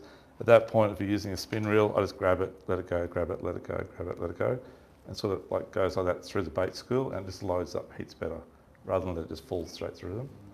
And if you go to overhead, just put your thumb on, take it off, put your thumb on, take it off, and all of a sudden it'll just go loose. The slimies that just goes loose, you think you've hit the bottom, but they're swimming up with it in 1,000 tangles. So as soon as you feel any slack, quickly take up the tension on it, and that'll eliminate most of your tangle. There's even an art to bait jigging. Yeah, there is. Yeah. There is. Even just, and if they're right down the bottom, try to keep the sinker on the bottom and just jerk the slack and work the slack. Okay. Don't lift the sinker off the bottom. Okay. Any questions on the live bait at all, guys? All good? Okay, cool. Okay. Trawling. Working out where I'm going to go for the day. So we're a bit lucky. It's got intel. We hear every day whether catching 12 fathoms, 18, diamond, whatever it might be, jumping pin. We hear everything. So we're sort of a bit lucky to go out there and do it. But for you guys, you're welcome to always ask us. Just ring us or ask us. We'll tell you what's going on. It's up to you guys to catch them, you know. And but if you got some idea roughly where they've been catching them the last few days, that's probably going to be the best point to head to. At the moment, as I said, 18,000 seems to be working better than diamond. They are at the diamond, but there's not many. And the 12,000 reef, which is the bait reef of say Seawell there, and off the jetty, that's been working really well too. There's lots of bait there, but the fish have switched off the last couple of days. You can see them on the sounder, it's not biting. Don't know why. But if I'm coming out the seaway and I know that's Seawell sort of here, and I've got the bait reef out of here in 12 fathoms, and that's that new artificial wonderland thing here. Please don't go in there, because I don't know if there's rumours are true, but there's supposed to be cameras there or whatever, I don't know. or camera on a high rise taking pictures Something or like that, something. Don't know. We hear these rumours, yeah. and I'd love to troll through there in the dark. Trust me, but I won't. And then you've got 18 fathoms out here, which is sort of in this sort of shape, and then you've got the diamond reef out here, which goes further south on that sort of angle. And the other day, most of the fish seem to be at that southeast end, but I've had, over the many years, I've had most of my luck in this area here, but at the moment they seem to be around here. Okay. And that's about 3 k's long by a k wide at the top and probably a couple of metres at the bottom. So it's a fairly big area. You just go around, around, around until you find the fish, mark the fish. Getting back, alluding to what I'm trying to say is, if that's your GPS and looking at like how that looked before, there's a seaway, and I've got that spot marked with a spot there and a spot there and a spot here, and then I've got this one here marked at little fish symbol there, X here, X over here, X over here, X over here, but I've caught fish. I'm probably going to start at the top here, put my baits out and troll with the current, although the current's going uphill at the moment. It says to, Yeah. it's running north, or it was the other day, it changes all the time. Yeah, so on Monday we went out and it was running like west. Don't know how it runs west, but it was running west. And then the next day it was running, uphill. That North, was it. yeah, running north. So, but I'll try and go with the current. I'll put my lines out. I'll start about 150 metres from where I want to start, if that makes sense. Put my lines out, put your furthest ones out first to put your little one closer ones in closer. And then I'll probably go down on this sort of thing here and go over here and then come back around, go up the inside of it, up here, and then work my way back up here. Then I might do a run down the centre, then come around the outside, maybe down the run up the outside here. And after about probably 4 passes, and I've really gridded it, I think, okay, there's 2 things happening here. They're not biting, or they're just not taking it going that way. So then I might do like a zigzag over it, running east-west. And sometimes you get the fish that way. And I keep saying all the time, whether you're trolling lures or baits, it's the way it is. So you need to find out which way they're biting and feeding. And you generally, after about 4 laps, you pretty well got it nutted out. And if they don't bite, they're not biting. It's simple as that. So then I think, okay, I might go out to the diamond reef out here and have a look. Or I go back in here. I never had the radio on, guys, because I don't have time to talk. I'm too busy fishing, so I don't hear what's happening. I just try and work it out myself. And you're the same too, Stu. You don't have your radio on. Never. Phone turned off, radio turned down. Because you got to put your mind into it. But yeah, does that all make sense? How to do it? Yep. So work out your best spots, and please, every time you get a strike, I know you're going to grab that rod, but push that button first. Because so many times, unless you get your track going, and if you get a track going, it's not too bad, because you'll see yourself, okay, I'm trolling down here, and I've got the fish here. I haven't marked it, but you should mark it straight away. But you'll see yourself veer off a bit with the way the wind or whatever, the boat was started heading that way. You know your strike's in that position there. Because you can always try and find where those fish are again. You go back for another lap over, right? So you need to remember where you got that strike. If you've got lines everywhere like that, it gets a bit messy.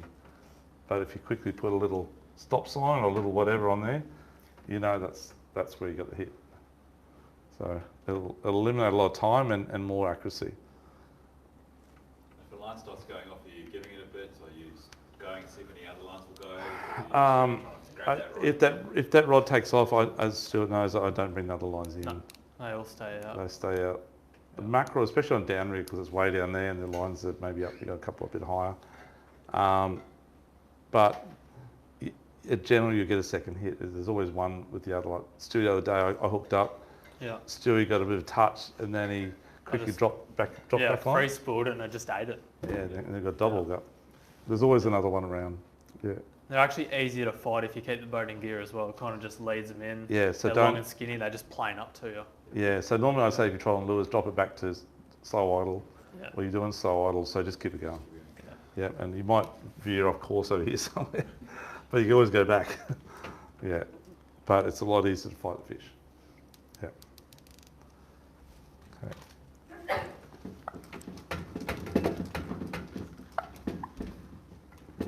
Okay. Okay. Any more questions on the trawling part of it? Okay. So float lining. I love float lining, especially with stuff like that little bait runner there or whatever. Let's quickly, Doug, sorry. So Yes. with the larvies, never anyway, they're either on the surface or they're downrigger. No, you can run that system Yeah, the barrel with sinker. the barrel sinker. Yeah, it's exactly the same method. Yep. Yeah, they're happy to have a sinker that far in front of the head. So we've never Yep. put a chin weight on it. No, I don't have to do that. No, that'll kill them. You've got to have that part as natural as you can have it. No skirt, just hooks. Yep. Yeah, so just don't use skirts on your live bait, guys. No skirts, no lead, just hooks. Okay, so float lining. I love float lining because I fish on lighter gear, so it's a lot more fun. I use sometimes my flathead rods, like 15-pound braid and 25, 30-pound leader, and a light little hook rig and half a pilly. And I generally anchor up. I do drift sometimes if there's a good boat on my spot where I want to go and I can't get there. I might just drift. Or some days they're just not happening in the one spot. You can't get them in around you. And some days it's better to drift just with the 5-knot wind blowing, whatever it may be. But I like to anchor most of the time because I'm spinning my burley trail and trying to get the fish to me. Please don't be shy to go through a block of pillies, burling them up. I'm not trying to sell pillies, but it just helps you get more fish. Every time you throw a handful of chopped out pillies out, your rods will take off. If you sit there and wait for them to come, you might not get nothing. You throw a handful of pillies and next minute, whoompa, they take off. So you just got to keep doing that every 5 or 10 minutes, every time it takes to get the fish off. While you get the fish off, get them all cleaned up, bait your lines, throw out, just give it about a minute or two and then throw out some more pillies again and you're on again. And that's how it works. And how do we do it? We use a rig. There's many different types of rigs. We sell made-up rigs, which we do in the shop here, as well as you can do them yourself, which is the cheapest way by far. But we just use I use a 2.0 hook. You've got these guys in your bag. I like that hook to get right down their gills. It never misses. You see guys using 5.0s and 4.0s, whatever. They're too big. So 2.0 is the number one size for spotties. Doesn't matter if the spotty's 8 kilos, I'll still get right down their throat. The trouble is, their teeth tend to make the wire like pigtaily, and you can't use that rig again.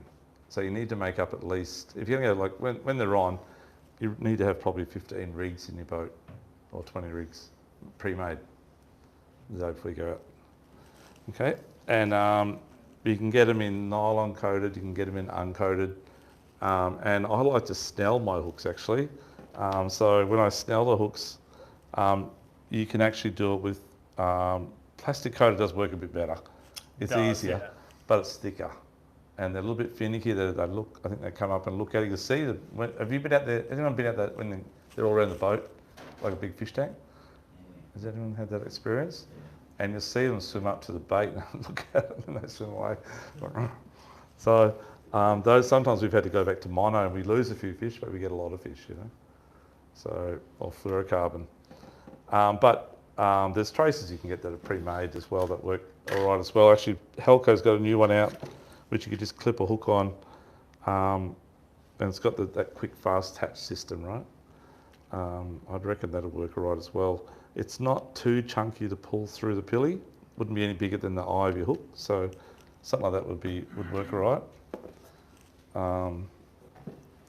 So if you haven't seen those yet, they're quite a good thing. So you've got the hooks in your little bag there as well. They're Japanese BKK hooks. They're really good. This one's here, Shinto's. Japanese steel they are, sorry. But that's the size, it's only very small. Okay. So get yourself some wire, guys, around 20 to 30 pounds in that bracket. It's only light. Now, I wouldn't suggest using 20 and 30 pound if you're going to use 50-pound braid and have your drag locked up. Okay, you'll break this on a good fish. But put my glasses on too. But to put it on as a snell, it's quite easy. So I know you can't see it in the back, but again, we'll do this. I think I've actually done it on YouTube, but you can see it again. So pull it through about that far, okay? Hold it down the bottom here. This is probably the easiest way of doing it. And then wrap it over the top about 5 or 6 times.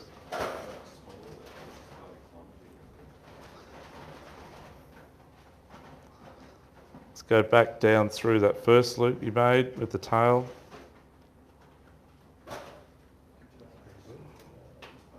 Oops. Don't get old, guys. The eyes don't work very well. And then pull it tight, and it's snelled onto the shank there. And then the last hook, which we'll grab another one out. I'll just pass this around a sec. 2 hooks are deadly. Like, we've got single hook rigs, but the 2 hook rig just kills it. Next one. So you can either snell this one, or you can crimp it. You can do whatever you want to do, but I'll just snell it on. Is that for a half pilly? Half pilly, yeah. So I nearly bring the hook right up to the bottom of the first hook when I do this, because I don't want it to be about that long. So again, the longer tail you got to work with, the easier it is.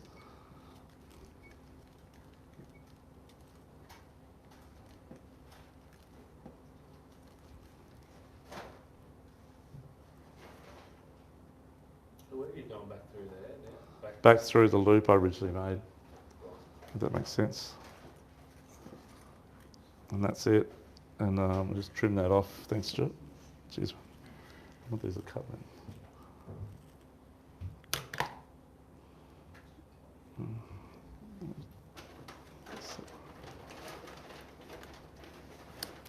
Yep. Perfect.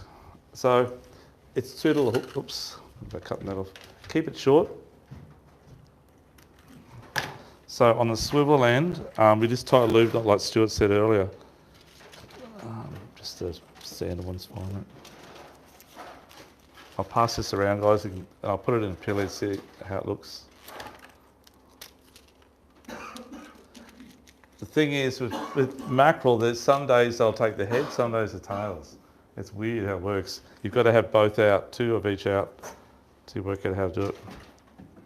It's normally all mermaid or palmy kind of strategy. Yeah. Yes, Yeah. and at the front here, Works out 12 here fathoms. Yeah, 12 fathoms, 18. Yeah. It's not too bad as well. So I just generally do a loop knot. I think in March last year I was out of the 24s, and all I used is just a gang hooks. Yes, And you could see the heaps of mackerel. mackerel and so on. I caught a couple of nice, really nice big school mackerel. I think they were Oh yes, yeah.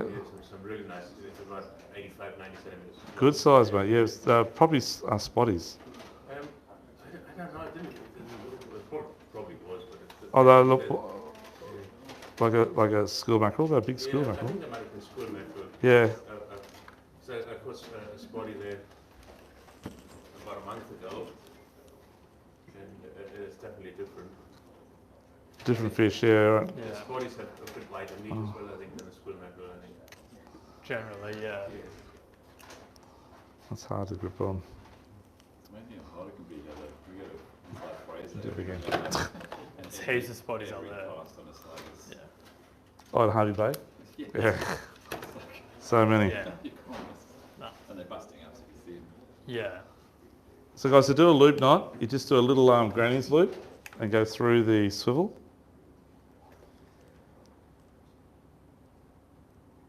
Do they ever work loose, those loop knots when Never. No. No. No, it doesn't look like it's tied tight, yeah, but You got to they're pull. pretty good. That's why I go to the pliers. You sort of got to pull down the pliers. Yeah. Works. Pull it out tighter. So granny knot through the loop, back through the granny. Yeah. So I do 1 twist. Around With once. wire, with mono, you might do 2 or 3 twists. Then go back down through the original loop you made, and pull down tight. That's it. Then just trim it off. Hopefully they're able to come undone. These hooks are so sharp. So when we're using pillies, guys, Stu's going to say it feels like crap, because it probably is. So if I'm using pillies, I'll probably have to do it. Do you want to do another rig up, Stu, if you don't mind? Yeah. And I'll do both ends, guys, so you work out how to do it properly. It's frozen solid. But I'll do the tail section. So the tail section first. So that's the rig. It's only short. That's the swivel just there. That's the two hooks. So what I normally do, obviously do it upside down. So the first hook, I just dig it in, as simple as that. I don't actually even pull it through. I do if I'm using a single hook, I'll actually go through the flesh, pull the whole hook out, then dig it in. But because we're doing this, you don't need to. I'll just do one twist around and then just stick it in through the bone of the tail, just like that. I'll pass that around.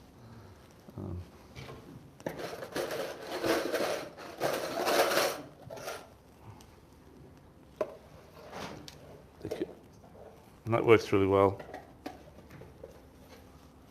So why don't you use single strand? Because single strand's a bit stiff and it's a lot nicer in the water, a lot more natural. Because when you're throwing out your bits of, I just like to start pillies into about probably 10 pieces, so slithers now, you know.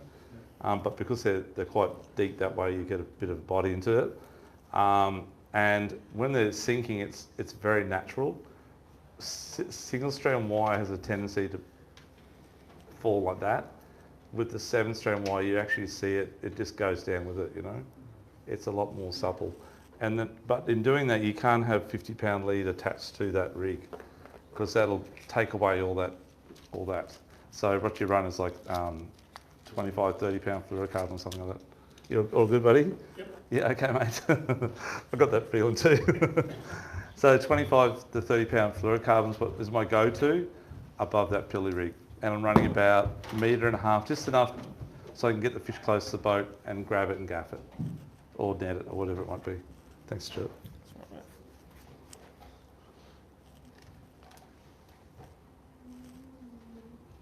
So when you anchor it up, it's just open spool, just let it run. Yeah, so that's why the bait runners are so good. You can click them into free spool and the drag's preset and they just scream off. If I'm running my flathead rods and stuff, I have a tendency to do the drag back up real quick. Yeah. The lighter it is, the better it is. Keep your rod tips down fairly low too.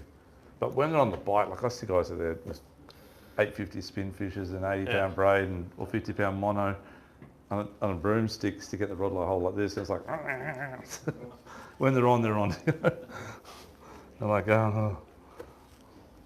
Thank you, Stuart. That's a nice rig, mate. No, he won't say that. He'll say no, better student. So when you're doing this part here, guys, I like to bring that part there from the bottom up, okay? The hook that's attached to the wire here. And this one here, sometimes I'll just do it through with the hook actually exposed, if that makes sense, like so. Okay. Yep. And then you can go from the top or the bottom. In this case here, we'll go from the bottom. These hooks are so sharp, so they won't damage the bait putting them in, you know.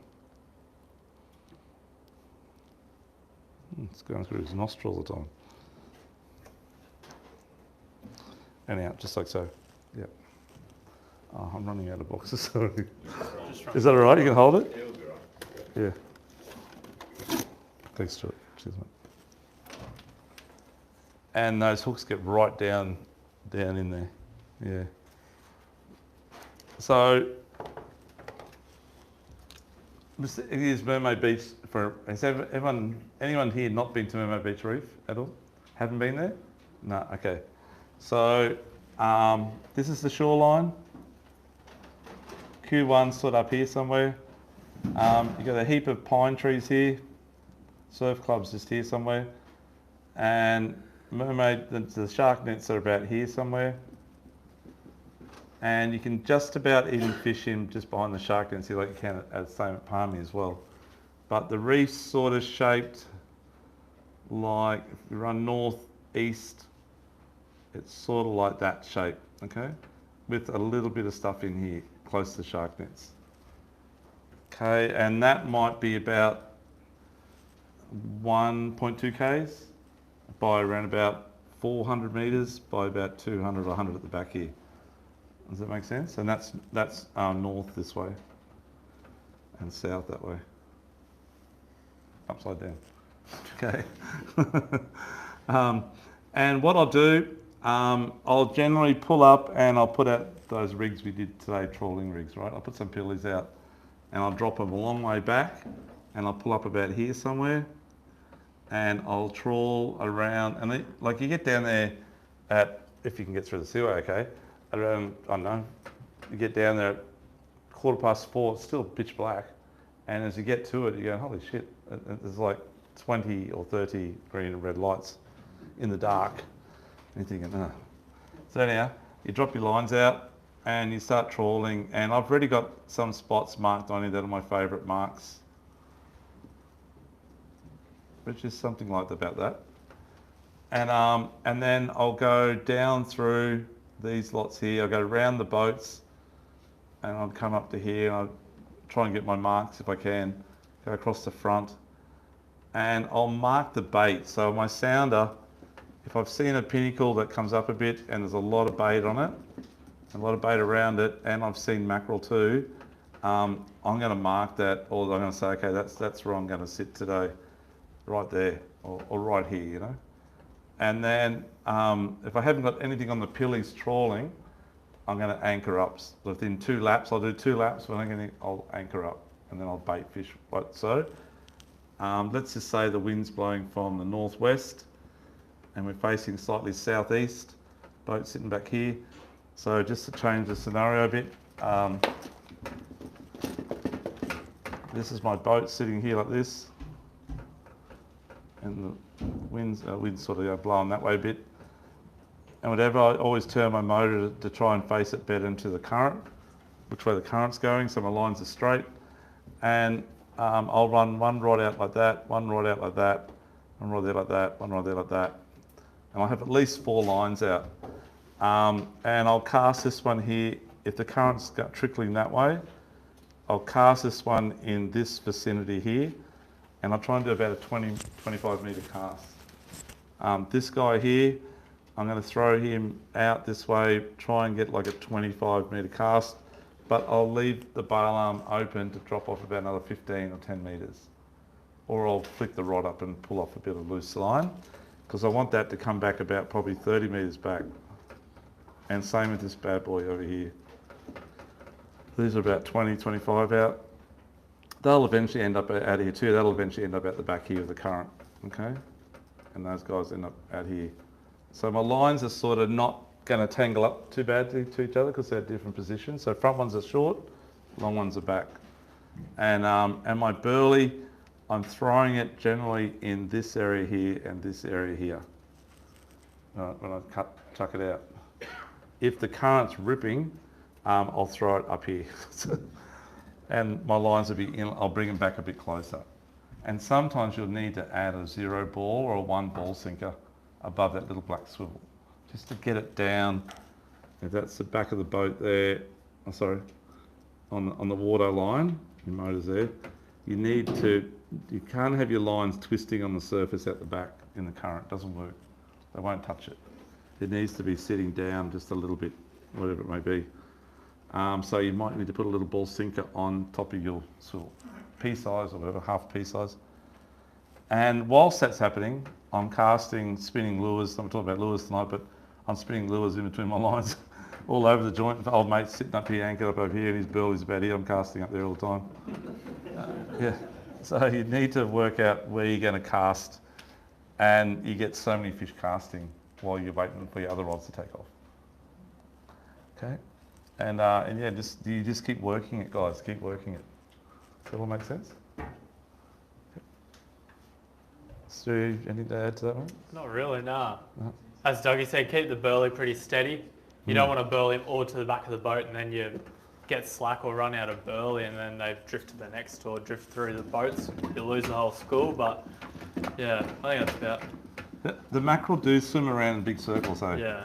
And Palm Beach and Mermaid Beach are legendary places for listening to the ratchets.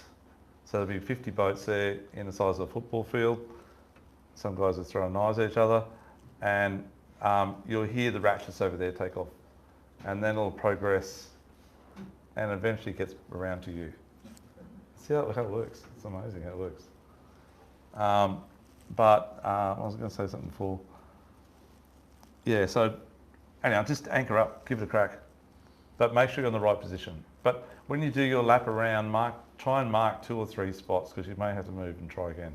That's one saying have a block of pillies, because if you burn it all at one spot, you need to get some yakkers and start chopping them up. That's what I was going to show you. If that's a pilly, I'll chop the head off, but my slithers are like literally that size. It's quite a few pieces. It's just not like that, you know, it's not like 3 pieces like that, you know. I'll cut it into like 10 pieces, 10 slithers. It's like double the thickness of a 20-cent piece sort of thing. Does that make sense? Because you want to try and conserve your burley. You don't want to feed them. You just want to get them up there. Yeah. That's right. And when you open them up, they're full of your burley. They're full of it. Yeah. And in amongst those 4 rods, I might even have a livey way out the back on a balloon, or just out there for a Spanish or whatever. Do burley bombs work for that sort of stuff? Do what, sorry, mate? Burley bombs? Yeah, burley bombs are okay, but you tend to get too many reef fish come around, and even yakkers, and they'll eat your bait. Okay, gotcha. They peck on your bait. And mackerel hates a peck bait. They want it clean, unless it's like been sliced. Okay. Yeah, half pilly. If it's got little scavenger picks out of it, I don't know, want to know about it. So any questions on that all, folks? Got it? So that works. Oh, sorry. Thank you. That's all right. Sorry, matey. That 7-strand Thanks, wire, Chris. that 7-strand Yes. wire, what was that? Was that 20? That one there's, 30, that one, I think. is it? Oh, 20. 20 pound. 30 pound is the same now. Yeah. 20 and 30 is the 2 good sizes, guys. I don't think there's anything else to add to that lot there, Stewie. No, that's about it. Yep. Okay, so guys, any questions at all? I don't know. Is there anything else you want to cover at all on mackerel fishing? Please ask us. Any questions? Rods. Okay, good call. So obviously I like bait runners, and I've got 4 8,000 reels I use for when the mackerel on and you're getting bigger spotties. But I always throw out, when they're quiet, I always, in my rod lock, I got my tinny. I got at least 4 or 6 flathead rods, and they'll be my go-to if I'm not getting bites on the heavier ones. And my heavy ones, I'm running 40-pound braid on. Yeah. A little bit of meat machine, Yeah. but my other one's only 15-pound or 20-pound braid. Yeah. As I keep saying, the braid's getting, and we keep saying, Stewie's the same too, the braid's getting so thin, 30 pounds, 15-pound diameter on most braids, you know, the good ones coming out now. So, and it's not that crazy price like grapple or something that's $70 for 300 metres of, say, P 1.5, which is normally 15-pound, but it's 30 pounds. So that's enough to catch spotties on. And it's so thin, you can put it on a little 2,500 size reel and get nearly 200 metres on there. It's enough. So if you want to downsize and have some fun, but still get them, because you're going to get them a 30-pound braid, that's the go. Yeah. Yep. And the thinner it is, the more it's natural in the water column. Okay. Thinner the braid, thinner the leader. Yeah. You know the new Spanish limits? Yeah, so new Spanish limits, good question. Unfortunately, the regulation, the new closure starts the 1st, which is Wednesday, I think it's Wednesday. It goes to the 21st, I think it is. And then it goes for 3 weeks. And then it opens until unfortunately it's a short month, so they rip us off. So we only get like a 7-day period, 1 week, and then on the 1st it's back open, it's closed again. Then the 1st of March until the 21st of March, and then it's go get them, guys. Yeah. But the bag limits are still the same. They haven't changed. Until the 1st of June July. 30. Yeah. No, Not yet. Not yet. Yeah. So it's 3 Spanish mackerel per person, 5 spotted mackerel per person. Okay, when the limit changes though, it will be 1 Spanish mackerel per person or 2 per boat. And that comes in the 1st of July. So till the 1st of July, it's same as always.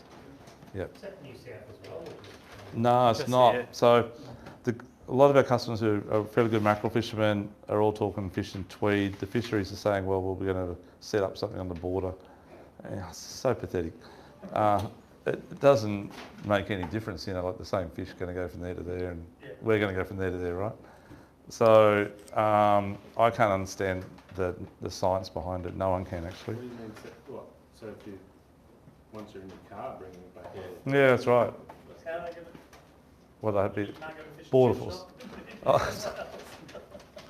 Just camped overnight. I don't know. I don't know how it's going to work, guys. I think they might be just trying to bluff us. I don't know. We can't get any answers that are correct, and if someone online there can tell us, please tell us. But it's because we're so close to the border. It's like you'd be stupid not to go half an hour south and put your boat in, and fish down Tweed, because Tweed's some of the marks in here are all Tweed River area, Tweed offshore area.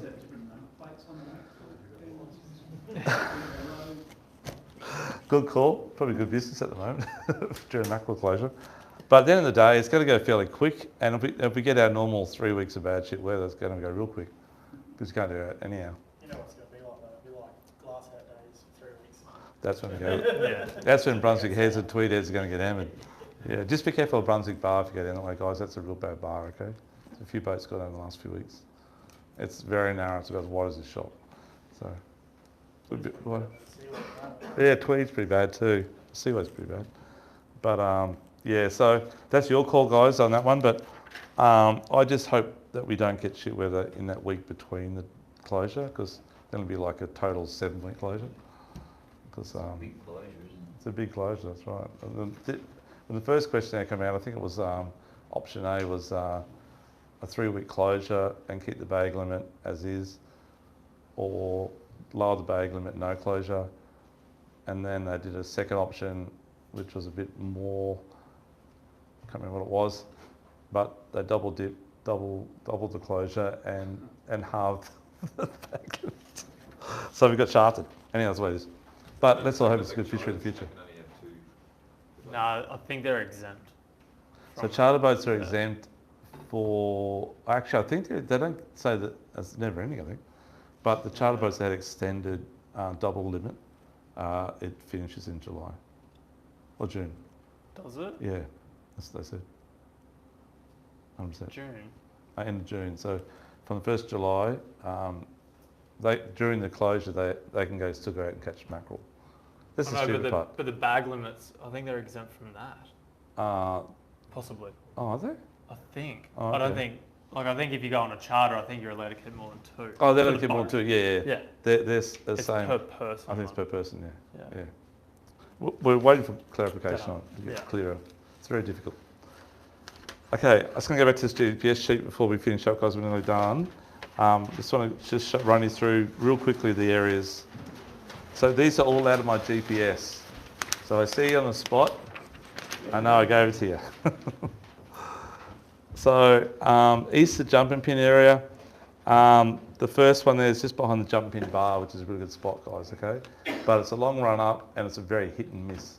So you can go up there, it's 25k run up, you get there and there's no fish there. And there's not much else you can do there and go home. So it's one of those spots, if you're in the area, maybe try it. The next two is what we call the cotton reefs, which are sort of out from jumping pins slightly south. And they produce, they're a bit like the 24 fathom reefs out here. That's their 24 fathom reefs off jumping pin. So you could go there, I guess, and have a go there. And then we're east of Seaway. So what I've given you on each of those marks, you'll see like a northern and a southern run. So it's like my troll run, does that make sense? North to south, but not that way. So what I'm getting at is 2756 is the latitude, and then the next one's 2757. And, oh sorry, I'll take back what I said there. Okay, Okay. I think that first one is meant to be 153. I might have given you guys a bum steer like all these marks. Just joking. It should be 153.26.973, not 153.29. So can you adjust that, guys? Does that make sense? So where it says East Seaway area, the first one, 153.26. It should read. It shouldn't be 29, guys. Sorry about that. What's your secret spot? Oh, I was a bit tired under the pump. Are you going northeast? This is That is northeast run, is it? this is like south to north to south.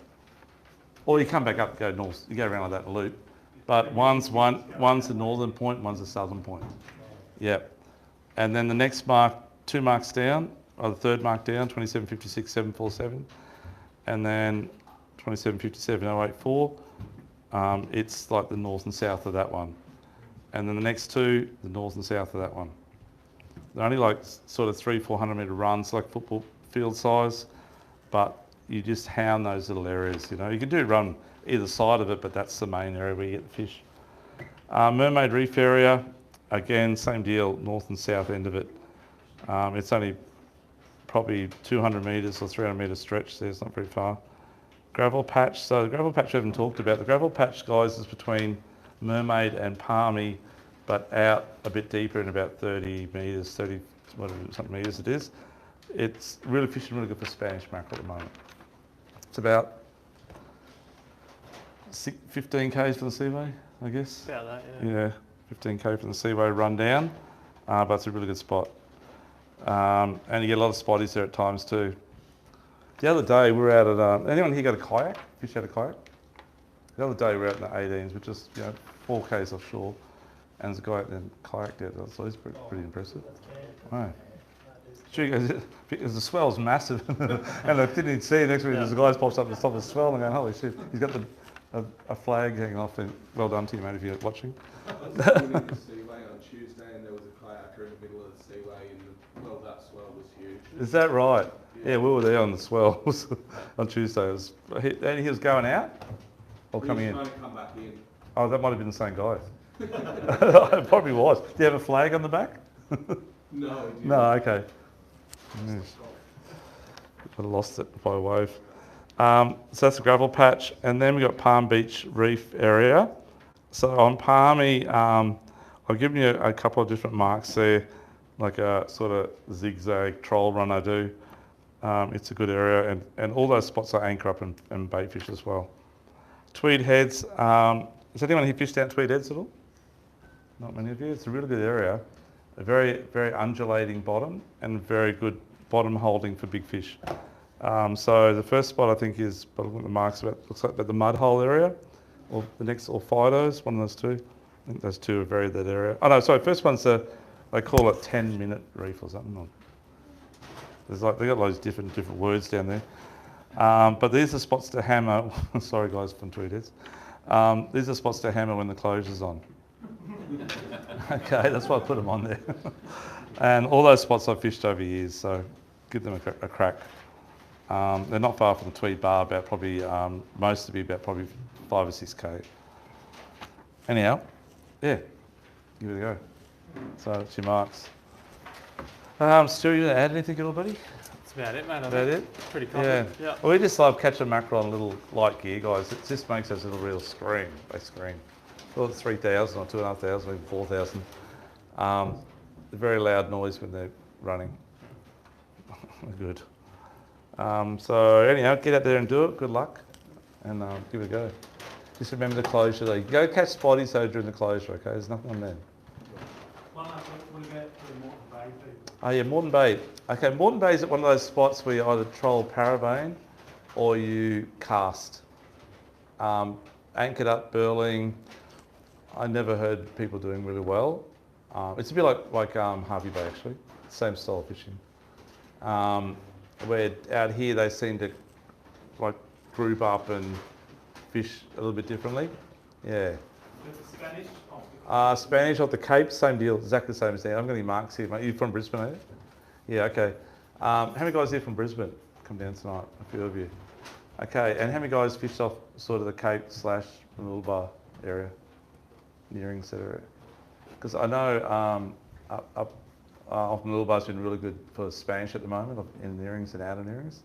But I've got marks. I haven't fished for quite a few years though. But at the top of point lookout is number 1, Sevens Reef. If you can get it out, to get it through South Passage. Yes and no. Okay, it's a bit of a bad bar as well. But Sevens Reef at the moment's going off. We know that, yeah. So Wahoo and Spanish, mate. So if you get a chance, and yellowfin, I'd be hammering that. But otherwise, you'd be at the top. Henderson's used to be a great spot too. But is it National Park now?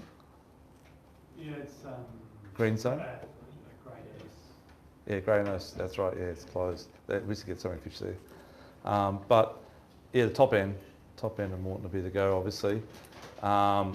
I'll see what marks I got, and if you just want to mark your name, actually, sorry guys, just grab the names of the people. What seat number you, mate?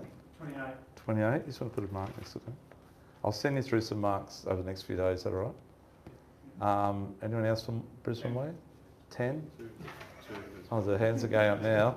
Okay. You guys just want to go fishing up there, don't you? 7. 15. Just send it to order. That's all right. 7, 5, 15. 7, 10, 15, 5, 28, 12, 28. 28. So do you reckon that up that way for me, or because we fish at Caloundra Water? Yeah. The depth is the same? 100%. 100%. Like, I will tell you, they do sort of like a phrase, obviously, they're in deep wood in 40 to 60 metres. Yeah. And outside of Gardner Banks. As you get down towards Noosa, they still stick out a bit deeper, but once you get to about probably maybe Little Barts, it's back within 50 metres. We do all right at Walt Banks. How deep's that one?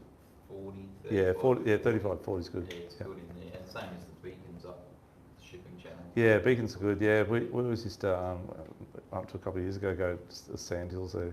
Yeah. That was good. When they're on there too. Geez, they come on. Well. Yeah. So I just got to quote the numbers. What? Sorry. 2, 7, 11, 12, 15, 28. Anyone else at all? 5. 27. And 27. Anyone else at all? 27. 22? Okay, mate. 22. And there was someone else here. Did we get everyone here? How about I just send it out to everyone? How's that sound? Okay. Leave it with me. Oh, I haven't. Okay, Stewie. Now, Stewie's going to talk fishing for about 5 minutes because I ran out of time. And guys, we're never this disorganised, but we've just been under the pump. You got to trust me on this one. Stewie, you're up. Yeah, thanks, Doug. Thanks, mate. I've just got to get something, guys. I've just got to organise 2 more prize packs for tonight. Just when you tell us your best Doug story. Can we turn the camera off? Yeah, no. Is there anything that anyone wants to know? Thank you. Not really. Yep. I do, Stu. High speed troll. Yep. Like you find that just pulls bigger fish or? I know. Yeah, we don't really do too much of it for Spanish. Like your high speed troll hard bodies and things like that. It's not necessarily a way to get bigger fish. It's just one of those things. Like to be honest, I just prefer to fish slower. I think that the fish has got more chance to look at it.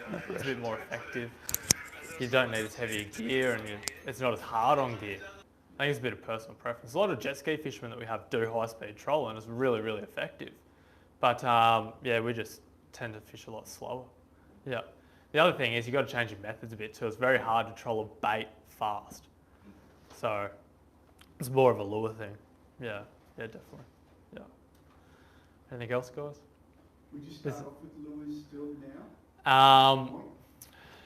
Look, if you can start off with baits and stuff like that, I'd probably still fish baits. Yeah. As Dougie was saying the other day, we fished the last couple of mornings and we started with lures on one day, but they were bigger stuff. I know someone that fished lures yesterday morning, but smaller size, and they caught quite a few. But it's more of a size thing than anything. Yeah, I spoke to a guy today who got one on lures. Yep. Yeah. Yeah, I think the biggest thing is as well, if you can, try to get baits the day before. Like if you're going to run liveys or something like that, you definitely need that sun to come up before you do any of it. So it's quite hard, but you'll notice a lot of guys that live on water, they just go out the day before, or they've got a pond, like a pen out the back, and they've got yakkers there on the ready, and they catch quite a few fish before the sun even comes up. Yeah. So it's just because they're ready and they've got it. Yeah. You can get them on bait jigs before the sun comes up, but it's only on, it's very hard. So I always put like a little bit of S factor on it, that scent, that lure scent works quite well, or a real little bit of squid, that's about it. Yeah. Yeah, you won't get it on a bad jig. Yeah. Yeah. Anything else, guys? Or? If your Yeah. liveys are going belly up, Yeah. at some point, are you can you switch them over to those dead bait rigs, same sort of rigs that bring them up same? or- 100%. Yeah, I've never thrown a livey out. Like as soon as it dies, I just put it in the esky and keep it for next bait, Yeah, like and then time just as a use- troll and bait. just switch it to those dead bait rigs. Yeah. With the chin weights next time. Yeah. Yeah. Yeah. Okay, The other thing is slimies are very hard to keep alive, like extremely hard. Yeah. They need flowing water and they need a round tank. So you notice that most bait tanks in boats are square Yeah. or like hard edge. They always just get stuck in a corner and just drown. They just keep trying to swim through the corner and it's never going to happen. But all the big game boats, if you take notice of that, all the tanks are rounded. Like, oval shape. yeah, Yeah. yeah, rounded corners. They just kind of do a lap. Yeah. Like we've used some like thin plastic that's pliable, and you put it just around the corner, so it's Just so they can't. just so they swim cruise into it. around the corner. Yeah. Yeah, yeah. So it's just kind of, it's not circle, Yeah. but it's just put in a smooth edge to the corners. Yeah. Yeah. Yeah. I'm only using buckets, so they're not going to last long. No, it's hard. Like, it's Yeah. what I'm saying, can you switch them over to dead baits? Yeah, And just change the rig over once, Yeah. once they sort of go belly up. yeah. And the biggest other thing is, I don't think Dougie brought it up, but you can get a little de-hooker now for like bait jigs, Yeah. and so You much don't have better. to handle them as Don't much. touch them. Yeah. Yeah, because Yeah. slimies, once you touch them on scale before, That's they it. fucking turn shit. Yeah, yeah. So you just use these little bait jigs. Just grab the branch. Like I just hold the sinker. I'll put the sinker in the tank. Yep. Grab the branch off it and just hold them upside down. And they just fall off. Okay. Yeah, yeah. Or a wet towel. Oh, yeah. Yeah, wet towels work all right. But yeah, yeah. So there's a few of you caught a few mackerel this year already, or not? Not a lot. The weather's been pretty average, to be honest. But yeah. Yeah, that's why we've fished the last couple of mornings, so just because it's good weather. But yeah, it's been very average, but there's been a lot of fish, so it has been quite good when it is good. But yeah. But we fished 12 fathoms and 18s predominantly, and there's just so much bait in there. Like I'll even just go out if I've got like an early morning or whatever, and I've got a couple hours. You just go out, troll a few lures, bait jig a bit of bait, store them good, like put them straight on ice, and then you've got good bait for next time. Yeah. As Dougie says, very hard to get good bait. Yeah. We got Yeah. bored trolling the other day, and so we went and got some liveys, Yep. and just dropped a halco down. Yep. Picking up some little bonnies, and then my mate picked up an 80 centimetre snapper. Yeah. Off the bottom. Yeah. Yeah, that's it. That was the saving grace of the day. Yeah. Snapper on the halco. Yeah. Yeah. We had a customer that just started off downrigging, and they got about like 4 or 5 snapper just on the 18s the other day, and they're all big, like 60 to 80 centimetres. Trolling dead baits. Yep. Yeah. Yeah. Just trolling baits. Yeah. Yeah. Moreton Bay's got a really good snapper fishery, like trolling, because it's a bit shallow and rubbly bottom and stuff. But yeah. Yeah. No. Yeah. Yeah. Apparently, there's been quite a few down around Peel, like spotties, schools of them. Oh, really? Yeah. Yeah. Just bait balls and stuff down that way. Yeah. Yeah. But yeah. We went out with our beacons and there's bait galore, like just like ridiculous, but nothing, and nobody was catching anything. Yeah. It was just, you couldn't see anything. Yeah, it's a hard one. So always the days that there's heaps of bait, it's always a bit harder fishing, I think. Yeah. Yeah, it's always the day that you struggle to get 2 or 3 liveys and you put them in the water straight away and you got one. Yeah. Yeah. It's like they've got too much to go from. For. Yeah. But yeah. What about moons with mackerel, like full moons? Yeah. Them off because they feed more in the night, or? I don't really think so. I always like lead up to the moon better for anything really, but I always find after the moon it turns a bit average. But yeah, I don't think so. It's more of a, you notice that the best bite for mackerel is always on daybreak. Always. And then you get that bite time, like solar lunar bite time later in the day or whenever it is. Generally 2 hours after high tide, but yeah. But for everything else, moon definitely makes a difference, 100%. Yeah. Wind directions, do we? I hate a northerly. Yeah. Anything with, Aussie day. Just Yeah. because it's annoying to fish or actually shuts fish? nah, shuts fish down. Anything with a bit of north, hey. I reckon easterly's like close second. Tomorrow's pretty shit. Like westerly swings around the north. Yeah. It's been blowing southwest every morning, but it's weird. I Like can even, tell though, we went out like a couple of weeks ago, it was supposed to blow northerly and I get the boat around, it's not blowing. yeah. Straight southerly. Well, that's like So it's the yesterday. opposite. Yeah, yesterday was supposed to be northerly and it was blowing southwesterly Yeah. for like the first 3 hours, You kind 4 of hours. just gotta wing it and see what it looks like. Exactly, yeah. So you reckon, so northerly shuts them down? Definitely. Yeah. But, I know it's steer away from mackerel, but Yeah. if it is blowing northerly, dollies, they still Yeah, they blow? do. Not as good. Yeah. I reckon the only 2 fish, to be honest, that bite really good on a northerly is jacks and whiting. That's about it. Yeah. I haven't had an offshore fish like that fires on a northerly. It's strange. Yeah, dollies do feed quite frequently anyway. Just because they feed. They grow so quick, they have to. Okay. Yeah. That's the backup plan for tomorrow. Yeah, That's how normally it does pick up, it's just to go troll for dollies. yeah. And there's still been heaps of them on all the fads too. It's been really good. The 12s, out of 12. 12 A, B and C, yeah. I generally fish the 36s or the 50s northeast, but Yeah, it's a bit far from my boat to get out. yeah, it's a bit of a run. Yeah, the 12s are right, but Yeah. once I start trolling out too straight, it doesn't really like. Nah. What's the one north of that? I think I can get to the 12s and then up to the Yeah. 1 or whatever it is. What's the one that? No. Something like that.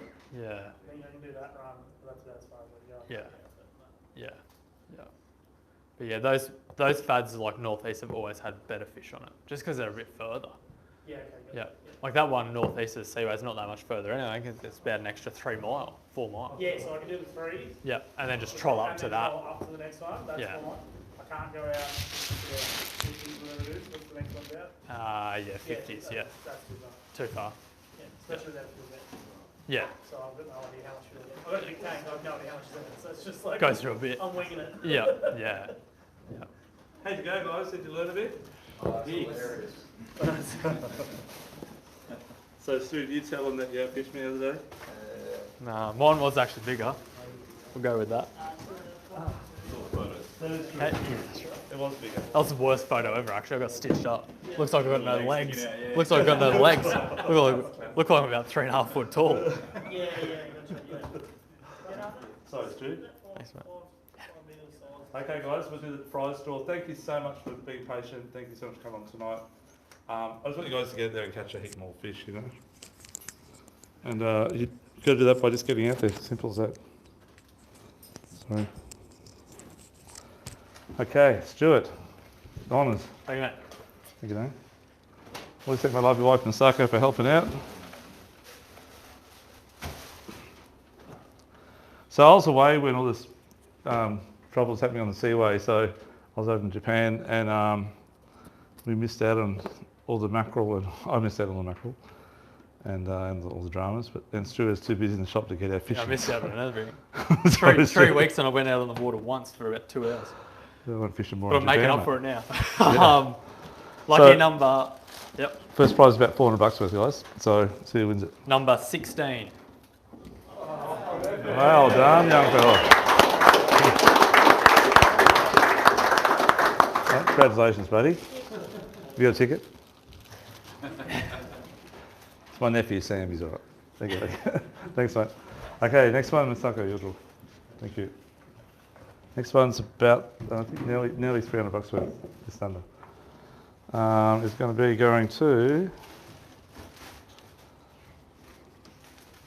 down the back, 23. Oh, halfway down the back. Hang on, wasn't your son sitting Good on you, matey. Thanks, mate. Okay, next one. I'll draw the next one. Thanks, Stuart. Cheers, mate. Okay, guys, is around $200 and something. It's going to go to number 18. Well done, mate. So it's about $1,400 worth of stuff tonight again. Thank you. Cheers, mate. Thank you, Dan. Next one, Doggy, is number. Is this fourth? Fourth prize? Fourth prize. Number 7. Fourth prize? 7. Yeah, still, I think it's fourth prize, still about $150 or something. Well done, Chris. Thank you. Well done, buddy. Thank you. Your turn, Mr. Tucker. Thank you, Dan. Fifth prize, I think still 120, 150, I can't remember. Lucky 11. Well done, mate. Congratulations, thank you. Okay, my turn. Did you say? Oh, sorry, thank you. Okay, finally up the front, guys. Not quite your row though. Number 5. Is that you, Lenny? Yeah. Well done, mate. Cheers, buddy. Okay. Street. You're up, mate. So 8 prizes in total. It's got 3 to go, guys. Oh, 2 more, is it? Oh, 6. Oh, was that number 6, Lenny? Was that 6 or 5, that one? 6. Okay, 6. Cool. Okay, thank you, mate. 2 to go. In the middle somewhere, number 15. Well done, mate. Thank you.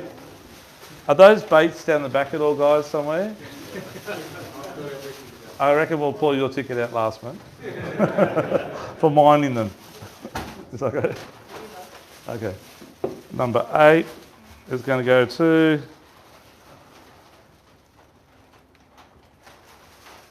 number 28, unless that's you, mate. Well done, buddy. Okay, well done, guys. Thank you. And the baits are yours. Okay. Thank you. So, guys, remember the closure this week. The other good thing, guys, the weather. The weather. It's swell, but the weather. I haven't seen a week of this weather. I don't know how long. Years. Where it's been a week of like 5 to 10 knots.